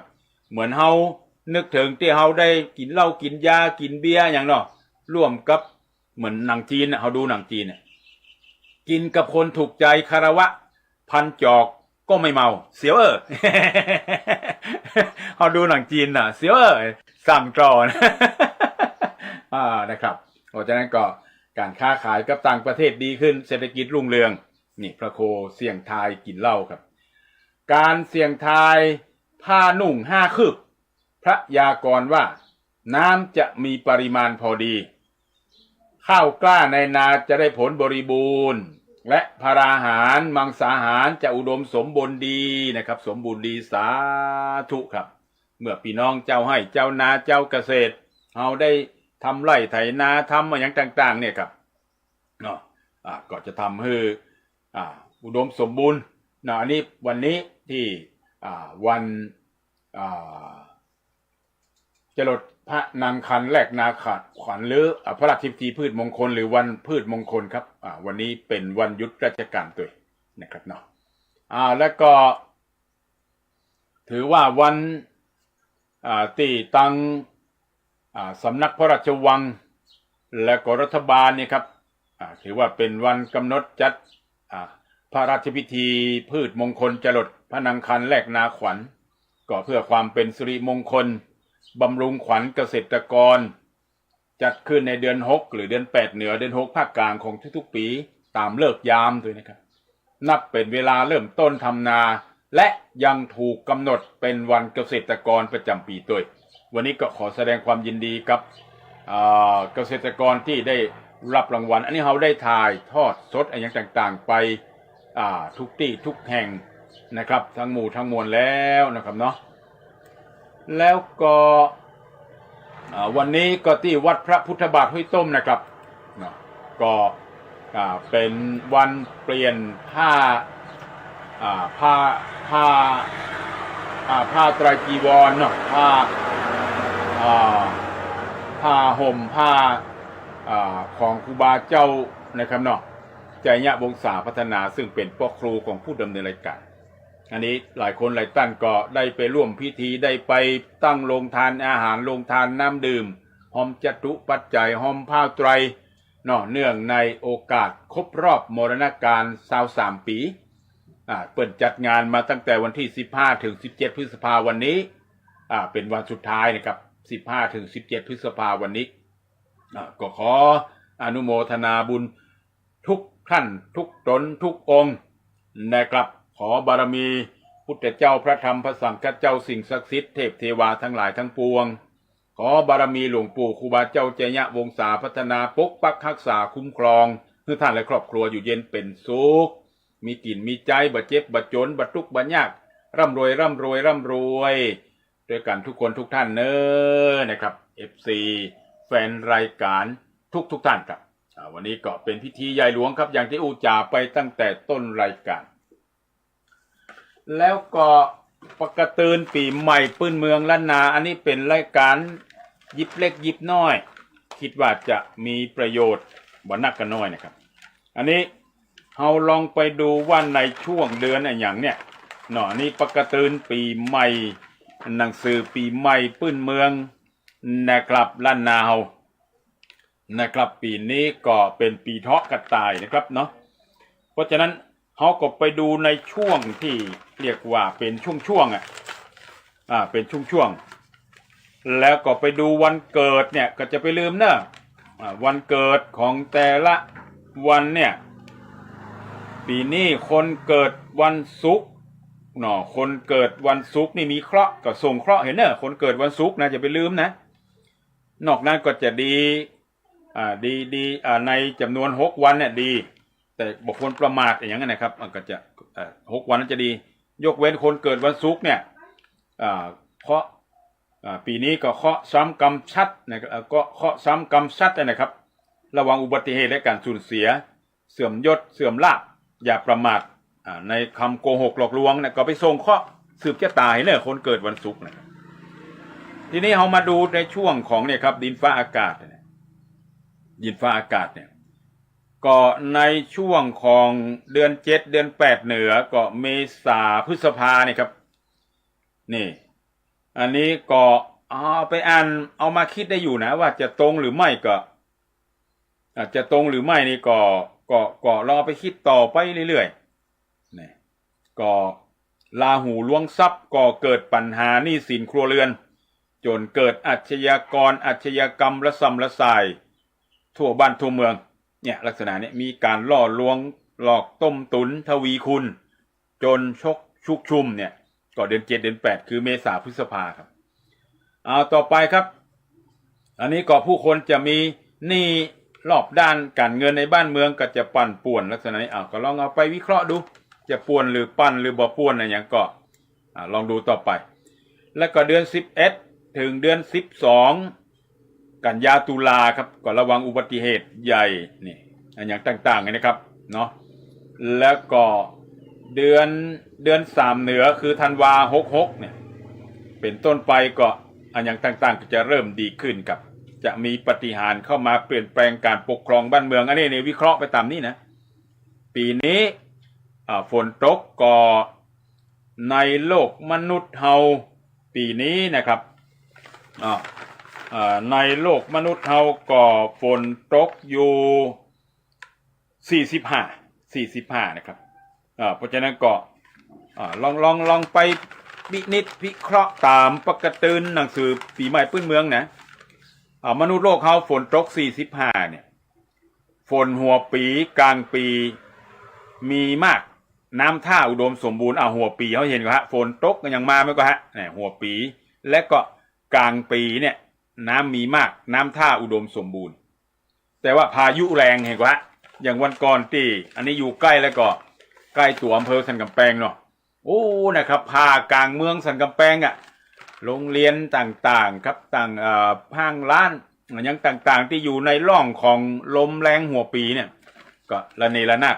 เนาะหลังคากันยุบที่บ่แข็งแรงกันโยงไปทั้ง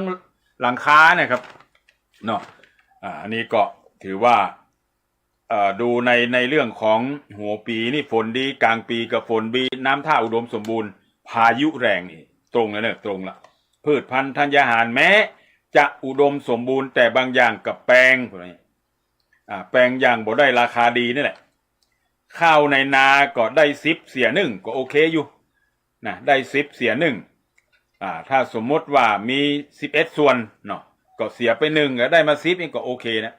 ปีนี้ก็นักบวชชีพราหมณ์จากเดือดร้อนเขาก็ช่วยกันดูแลวัดวาอารามต่างๆเนอะจะเดือดร้อนอย่างใดนี่นะครับเนาะก็ก้อยดูกันต่อไปนะครับเนาะอันนี้ก็เป็นตำราปกติ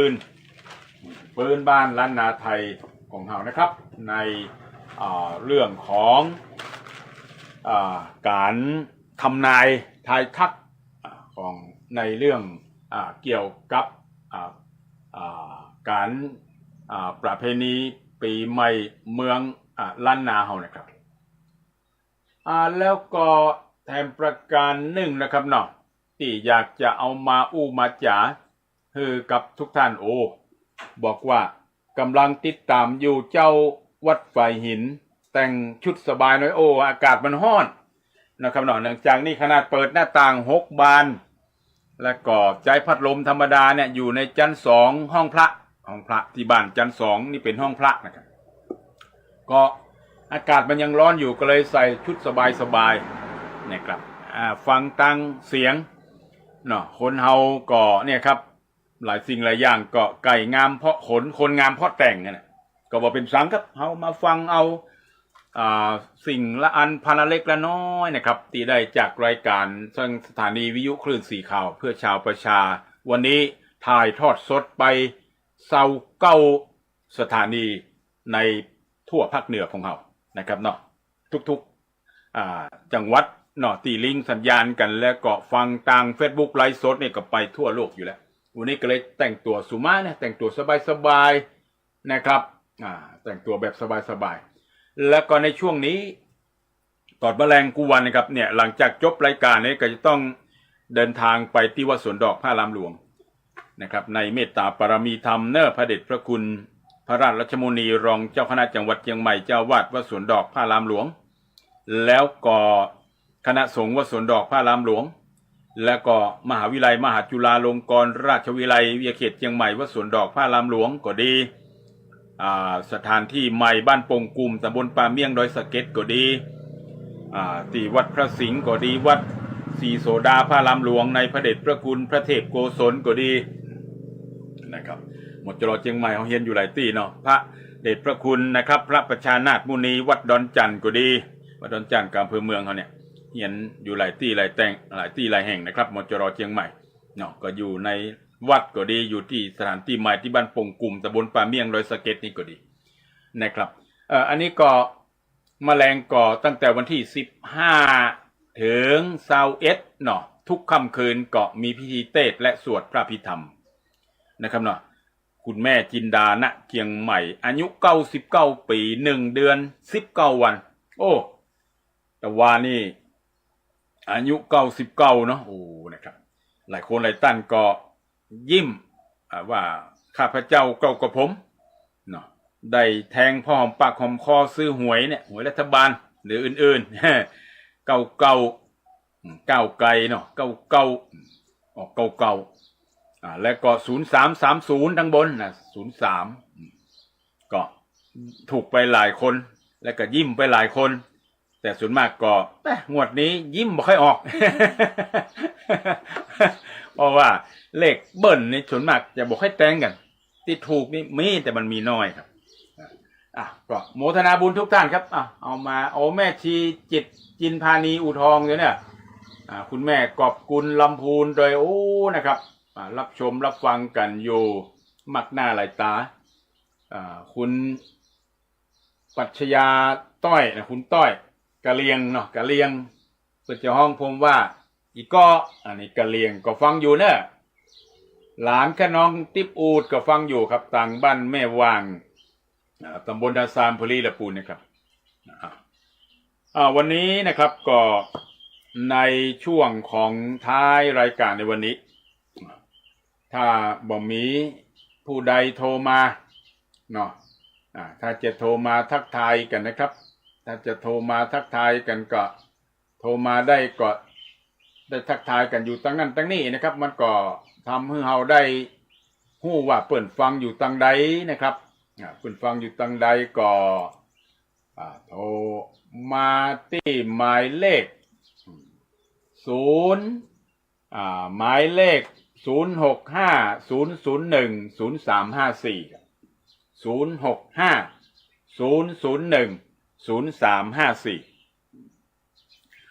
แล้วก็ในตำนานพุทธตำนานพระเจ้าเรียบโลกที่ข้าพเจ้ากล่าวกระผมได้รับจากวัดพระธาตุหริพูนชัยวรมหาวิหารพิมพ์เป็นธรรมบรรณาการเนื่องในงานพิธีกฐินพระราชทานณวัดพระธาตุหริพูนชัยวรมหาวิหารจากวัดลำพูนนะครับเมื่อวันอาทิตย์ที่31ตุลาคม2553ปีนี้64ได้11ปีแล้วก็พิมพ์เป็นเจ้าภาพพิมพ์กันมาเรื่อยตำนานพุทธเจ้าเรียบโลกแล้วก็ในหน้าที่2เนี่ยก็จะมีพระบรมราโชวาทพระบาทสมเด็จพระเจ้าอยู่หัวในหลวงรัชกาลที่9พระบาทสมเด็จพระบรมชนากาธิเบศร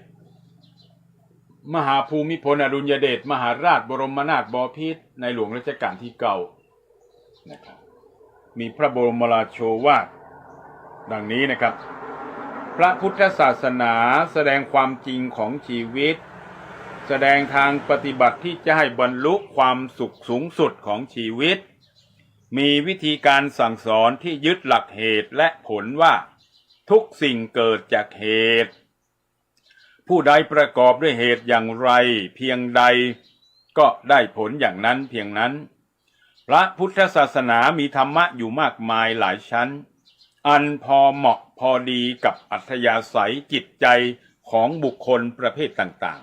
ๆสำหรับเลือกเฟ้นมาแนะนำสั่งสอนขัดเกลาความประพฤติของบุคคลให้ดีขึ้นได้อย่างมีประสิทธิภาพกล่าวโดยหลักใหญ่แล้วคือสอนให้เป็นคนดีให้ประพฤติประโยชน์ไม่เบียดเบียนตนเองและผู้อื่นให้ลำบากเสียหายสอนให้รู้จักตนเองรู้จักฐานะของตนเองพร้อมทั้งรู้จัก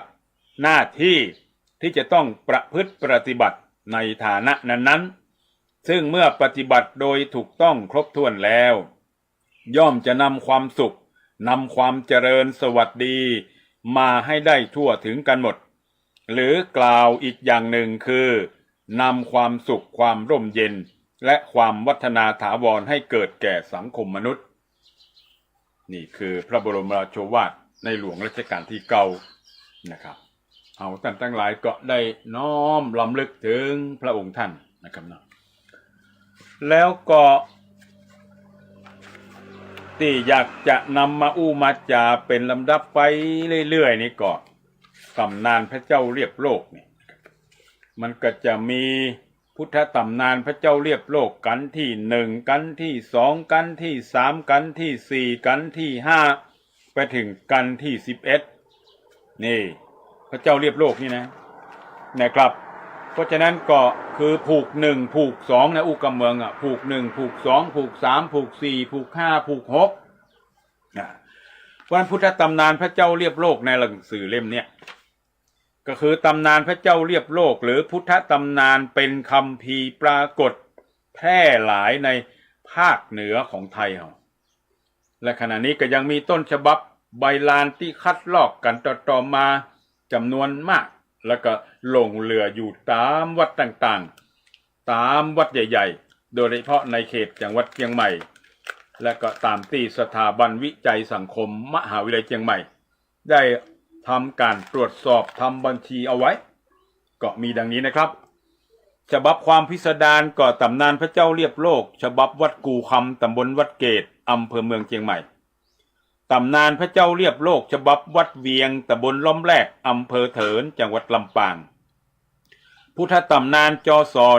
1196ฉบับวัดเชียงมั่นตำบลสี่ภูมิอำเภอเมืองเชียงใหม่พุทธตำนานขาดผูก1กับผูก11ฉบับวัดเชียงมั่นฉบับที่2พุทธตำนานขาดผูกที่1ฉบับวัดดอกเอื้องตำบลสี่ภูมิอำเภอเมืองเชียงใหม่พุทธตำนานฉบับวัดสันปะคอยตำบลวัดเกตอำเภอเมืองจังหวัดเชียงใหม่พุทธตำนานฉบับวัดเมืองลังตำบลป่าตันอำเภอเมืองจังหวัดเชียงใหม่พุทธตำนานพระพุทธเจ้าเรียบโลกฉบับวัดดอนปินตำบลแจ้จ้างอำเภอสันกำแพงจังหวัดเชียงใหม่ตำนานพระบาทพระธาตุฉบับวัดแม่สุกตำบลแม่สุกอำเภอแม่ใจจังหวัดพะเยาแล้วก็ฉบับความย่อครับตำนานพระเจ้าเรียบโลกฉบับวัดสันป่าเลียงอำเภอเมืองจังหวัดเชียงใหม่เนาะวัดสันป่าเลียงตำบลป่าแดดตำบลป่าแดดเนาะน่าจะใช่เลยครับอำเภอเมืองเชียงใหม่พุทธตำนานฉบับวัดสันโก้งตำบลไซมูลในครูบาเจ้าคำแสนเนี่ยครับเนาะหลวงปู่คำแสนเนี่ยฉบับวัดสันโก้งตำบลไซมูลอำเภอสันกำแพงจังหวัดเชียงใหม่พุทธตำนานฉบับวัดดาวดึงตำบลหายาอำเภอเมืองเชียงใหม่อันนี้มี2ผูกเพราะฉะนั้นก็ตำนานพระเจ้าเรียบโลกฉบับตะวันออกเฉียงเหนือก็มีพระเจ้าเรียบโลกฉบับศูนย์อนุรักษ์วรรณคดีภาคตะวันออกเฉียงเหนือวัดมหาชัยอำเภอเมืองจังหวัดมหาสารคามพระเจ้าเรียบโลกฉบับวัดบ้านแสนยางตำบลเหล่าบกอำเภอม่วง30จังหวัดอุบลราชธานีพระเจ้าเยี่ยมโลกอันนี้เยี่ยมโลกคือพระเจ้าเรียบโลกนะพระเจ้าเยี่ยมโลกเยี่ยมเยียนนะครับพระเจ้าเยี่ยมโลกฉบับวัดโพตกตำบลป่าหวายนั่งอำเภอเมืองจังหวัดขอนแก่นและก็เนื้อหาโดยย่อก็คือเอกสารใบลานเรื่องตำนานพระเจ้าเรียบโลกฉบับวัดกู่คำมีจำนวน12ผูกจำนวนหน้าลานใบลานเนี่ยนะครับหน้าลานคือใบลาน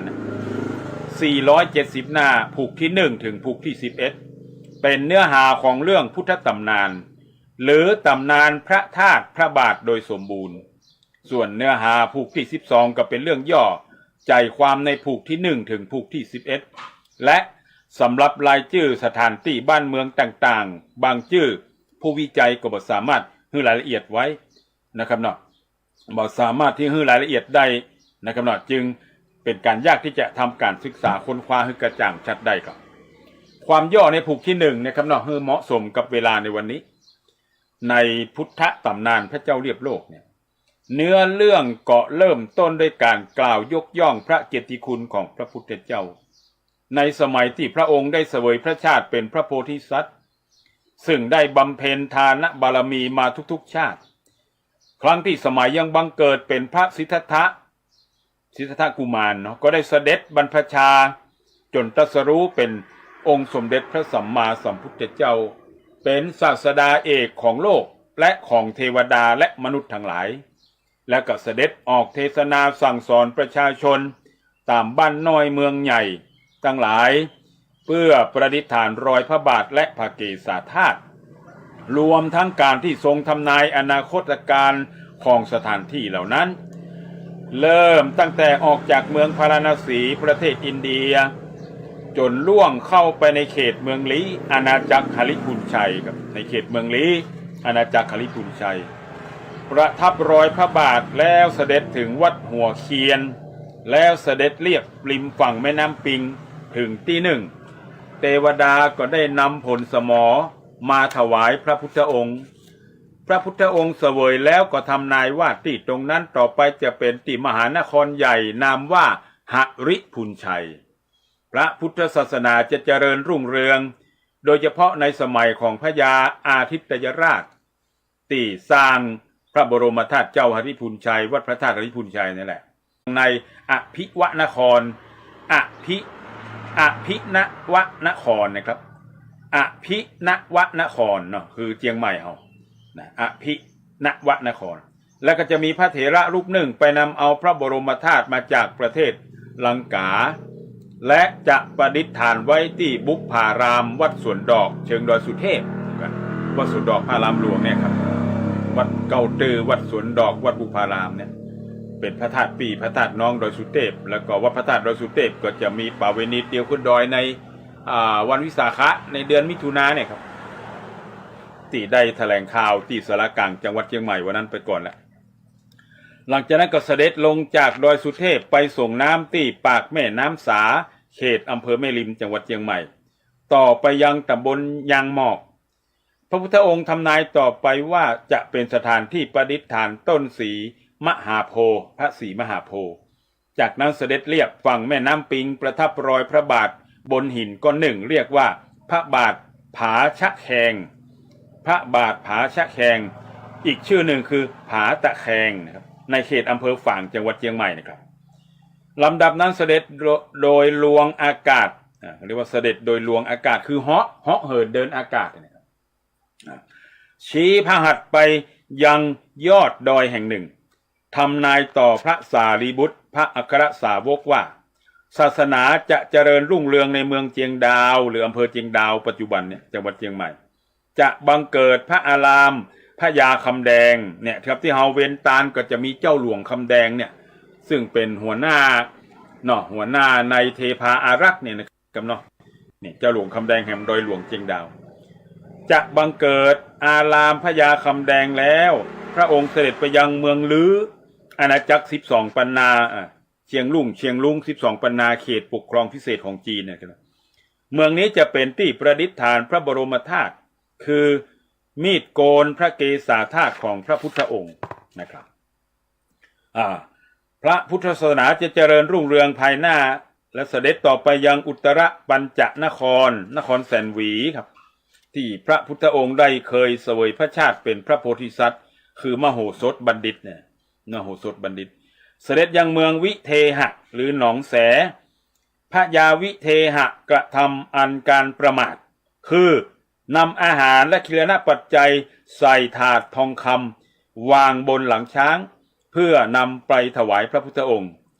พระพุทธองค์ทำนายว่าเมืองนี้ต่อไปจะไม่มีช้างอีกแต่พุทธศาสนาเนี่ยจะเจริญรุ่งเรืองมากนักและเป็นที่ประดิษฐานพระเขี้ยวป้างคือฟันหรือว่าเขี้ยวที่อยู่ทัดจากฟันกรามออกมาเนี่ยเรียกพระเขี้ยวป้างนะครับแล้วพุทธองค์ก็เสด็จกลับกรุงโกสัมพีชำระพระองค์ที่ฝั่งแม่น้ำคงคือแม่น้ำสารวินครับต่อไปเสด็จต่อไปจะได้ชื่อว่าท่าเข้าตอกพระพุทธองค์ประทับรอยพระบาทบนหินก้อนหนึ่งจากนั้นเสด็จเสวยภัตตาหารพร้อมด้วยพระอรหันตสาวก500รูปณดอยเวภารบรรพตหรือวงเล็บรังรุ้งหรือมันหาว่าหังหุงเนาะอันเป็นเขตแดนรอยต่อของ3อาณาจักรคือกรุงโกสัมพีหรือแสนหวีหฤพุนชัยก็คือละปูนเนี่ยครับเมืองหฤพุนชัย ในสมัยนั้นก็เรียกว่าอาณาจักรหริพุนชัยเนี่ยเนาะไทยและก็เมืองแพรหลวงหรือจีนพวกน้องว่าแพรหลวงนี่เนาะสมัยนั้นเนาะจากนั้นประทับรอยพระบาทซ้อนรอยพระบาทพุทธเจ้าสามพระองค์คือพุทธเจ้าพระนามว่ากกุสันทะพระพุทธเจ้าพระนามว่าโกนาคมนะพระพุทธเจ้าพระนามว่ากัสสปะบนหินก้อนหนึ่งแล้วก็ทรงทำนายว่าแห่ม2,000 ปีเนี่ยรอยพระพุทธบาทจักปรากฏแก่ตาคนตั้งหลายจากนั้นพระองค์ก็เสด็จกลับยังเชตวันมหาวิหารเมืองสาวัตถีความต่อไปว่าพระสารีบุตรอัครสาวกกล่าวถึงเรื่องเมืองแพรหลวงอันอยู่ด้านเหนือทิศด้านทิศเหนือกรุงโกสัมพีมีดอยลิง2 ดอยจะเป็นที่ประดิษฐานรอยพุทธบาทและพระบรมธาตุในอนาคตจากนั้นกล่าวถึงวิธีการบูชารอยพุทธบาทและพระบรมธาตุบนดอยกินนรีและอีกที่หนึ่งเรียกว่าผาม่อนหรือผาอูบธาตุหลังจากพระพุทธองค์เสด็จดับขันธปรินิพพานไปแล้ว2,000 ปีพรานผู้หนึ่งค้นพบรอยพระพุทธบาทบนดอยรังรุ้งตะกี้หังหุ้งหรือดอยเวภาละบรรพตเนี่ยคืออันเป็นเขตแดนติดต่อระหว่าง3 อาณาจักรที่ว่าตะกี้กรุงโกสัมพีคือแสนหวีนี่เมียนมาหรือพม่าเนาะหริพุนชัยคือหริพุนชัยล้านนาสมัยนั้นนะครับเนาะประเทศเฉพาะละปูนต้านะครับแคว้นล้านนาเนาะหริพุนชัยนครเนี่ยแล้วก็เมืองหลวงแพรคือประเทศจีนนะครับหลังจากการต่อมาเนี่ยพระเจ้ามังลายมหาราชหรือกษัตริย์พระองค์ที่1ราชวงศ์มังลายหรือพระยาเมงกลายเนี่ยครับผู้สถาปนาอาณาจักรล้านนาพร้อมบริวารได้ทำนุบำรุงและสร้างถาวรวัตถุพระบาทลังลุงเนี่ยพุทธบาท400เนี่ยพระบาทลังลุงนี่คือพระบาท400นะครับอำเภอแม่ริมวัดพุทธบาท400ตำบลสลวงเนาะอำเภอแม่ริมเชียงใหม่ที่เราเคยไปกราบไปไหว้เป็นที่เคารพสักการะบูชาของอนุชน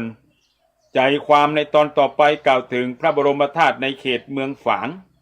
นี่พี่น้องเมืองฝางฟังไว้เนอะ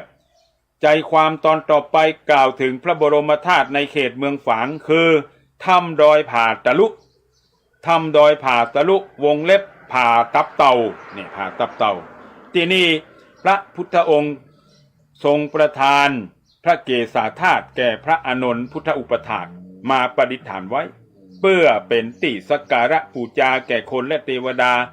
ตราบชั่ว5,000 วรรษาจากนั้นพระพุทธเจ้าเสด็จรับฉันภัตตาหารจากเจ้าละเนาะ2 คนสามีภรรยาแล้วประทับรอยพระบาทผ่าด่านบ้านยางควงหรือตำบลลัวหนังอำเภอเมืองเชียงใหม่เกาะบริเวณวัดยางกวงเนี่ยครับหรือวัดหนังลัวยางกวงหนังลัวเนี่ยครับพี่น้องแถวในเมืองเชียงใหม่ฟังอยู่เนี่ยครับนี่วัดยางกวงเนาะวัดยางควงเนี่ยหรือตำบลหนังลัวเนี่ยอำเภอเมืองเชียงใหม่หรือวัดยางกวงตำบลหายาเมืองเชียงใหม่ปัจจุบันเมื่อพระพุทธองค์ปรินิพพานแล้วพระอรหันต์7 องค์จะได้นำพระบรมธาตุมาบรรจุไว้ที่นี่นะครับที่เขาไปกราบพระธาตุยางกวงนะและก็อันนี้ความย่อในผูกที่1แหมเวลาแหมเล็กน้อยครับเนาะเพราะว่าตอนนี้ก็เวลาก็โว้ยนะครับเวลาอูจากันฟังเนี่ยแม้จะ2 ชั่วโมงเต็มบวกลบอยู่ตามเนี้ยเมื่อครบ2 ชั่วโมงก็ปิดรายการทันทีเลยนะครับเนาะก็ไปรายการต้านอื่นๆต่อไปนะครับความย่อในผูกที่2ความกล่าวถึงพุทธเจ้าพุทธองค์พร้อมด้วยพระอานนท์พระอินทร์และพระญาอโศกมหาราชเสด็จออกจากเมืองกุสินาราเทศนาสั่งสอนประชาชนไปถึงสถานที่1พระพุทธองค์ทรงทำนายว่าที่นี่ต่อไปพุทธศาสนาจะเจริญรุ่งเรืองครบ5,000 วรรษาและเมื่อถึงพ.ศ. 218พระเจ้าอโศกมหาราชสถาปนาพุทธศาสนาให้เจริญรุ่งเรืองในเมืองปตาลิบุตรประเทศอินเดียนะครับเนาะแล้วก็เผยแพร่ไปทั่วชมพูทวีปคือไม้ว่าเนี่ยถ้าเอาไปอินเดียในปานเขาจะเห็นเป็นต้นไม้ยืนต้นสูงเนี่ยครับพระพุทธองค์จะก่อพระเจดีย์บรรจุพระเกศาธาตุถึง5 พระองค์ องค์หนึ่งจะจมลงไปในแผ่นดินเมื่อครบปันปีจนท่วน5 ปันวรรษาทั้งนี้ในเขตอาณาจักรทลาวดีความต่อไปกล่าวถึงประดิษฐานพระเกศาธาตุบนดอยสิงกุตระนะครับในเขตเมืองหงสาวดีเมียนมาหรือพม่านี่ครับเนาะมีพ่อค้า2 พี่น้องคือตพุษะและภริกะพระพุทธองค์ทรงประทานพระเกศาธาตุไว้8 องค์เพื่อนำไปประดิษฐานในเมืองอุบลนครหรือหงสาวดีแต่ระหว่างการเดินทางกษัตริย์แคว้นเชตุดรซึ่งอยู่ทางทิศเหนืออยู่ทางทิศตะวันออกของอินเดียครับขอแบ่งเอา2 องค์พญานาคมาขโมยไป2 องค์เห็นกว่าพญานาคนี่มาขโมยไป2 องค์เหลือถึงพระยาหงสาวดี4 องค์พระเกศาธาตุทำปาฏิหาริย์กลายเป็น8 องค์ดังเดิมจากนั้นกล่าวถึงการก่อเจดีย์สถูปประดิษฐานณเมืองสิงห์กุตระบรรพตอย่างประณีตงดงามและได้ทำนุบำรุงสืบต่อกันมาแถมนะครับนี่อันนี้เป็นใจความย่อในผูกที่2ใจความย่อในผูกที่3มาแหมเล็กน้อยนะครับเนาะเหลือเวลาแหมนาที 2-3 นาทีกล่าวถึงพุทธองค์ครับและพระอรหันต์เสด็จเข้าสู่เขตสุวรรณภูมิสมัยอาณาจักรทราวดีถึงเมืองเจียงของอำเภอเจียงของจังหวัดเจียงไฮ้ปัจจุบันประทานพระเกศาธาตุและประทับรอยพระบาทที่เมืองคาง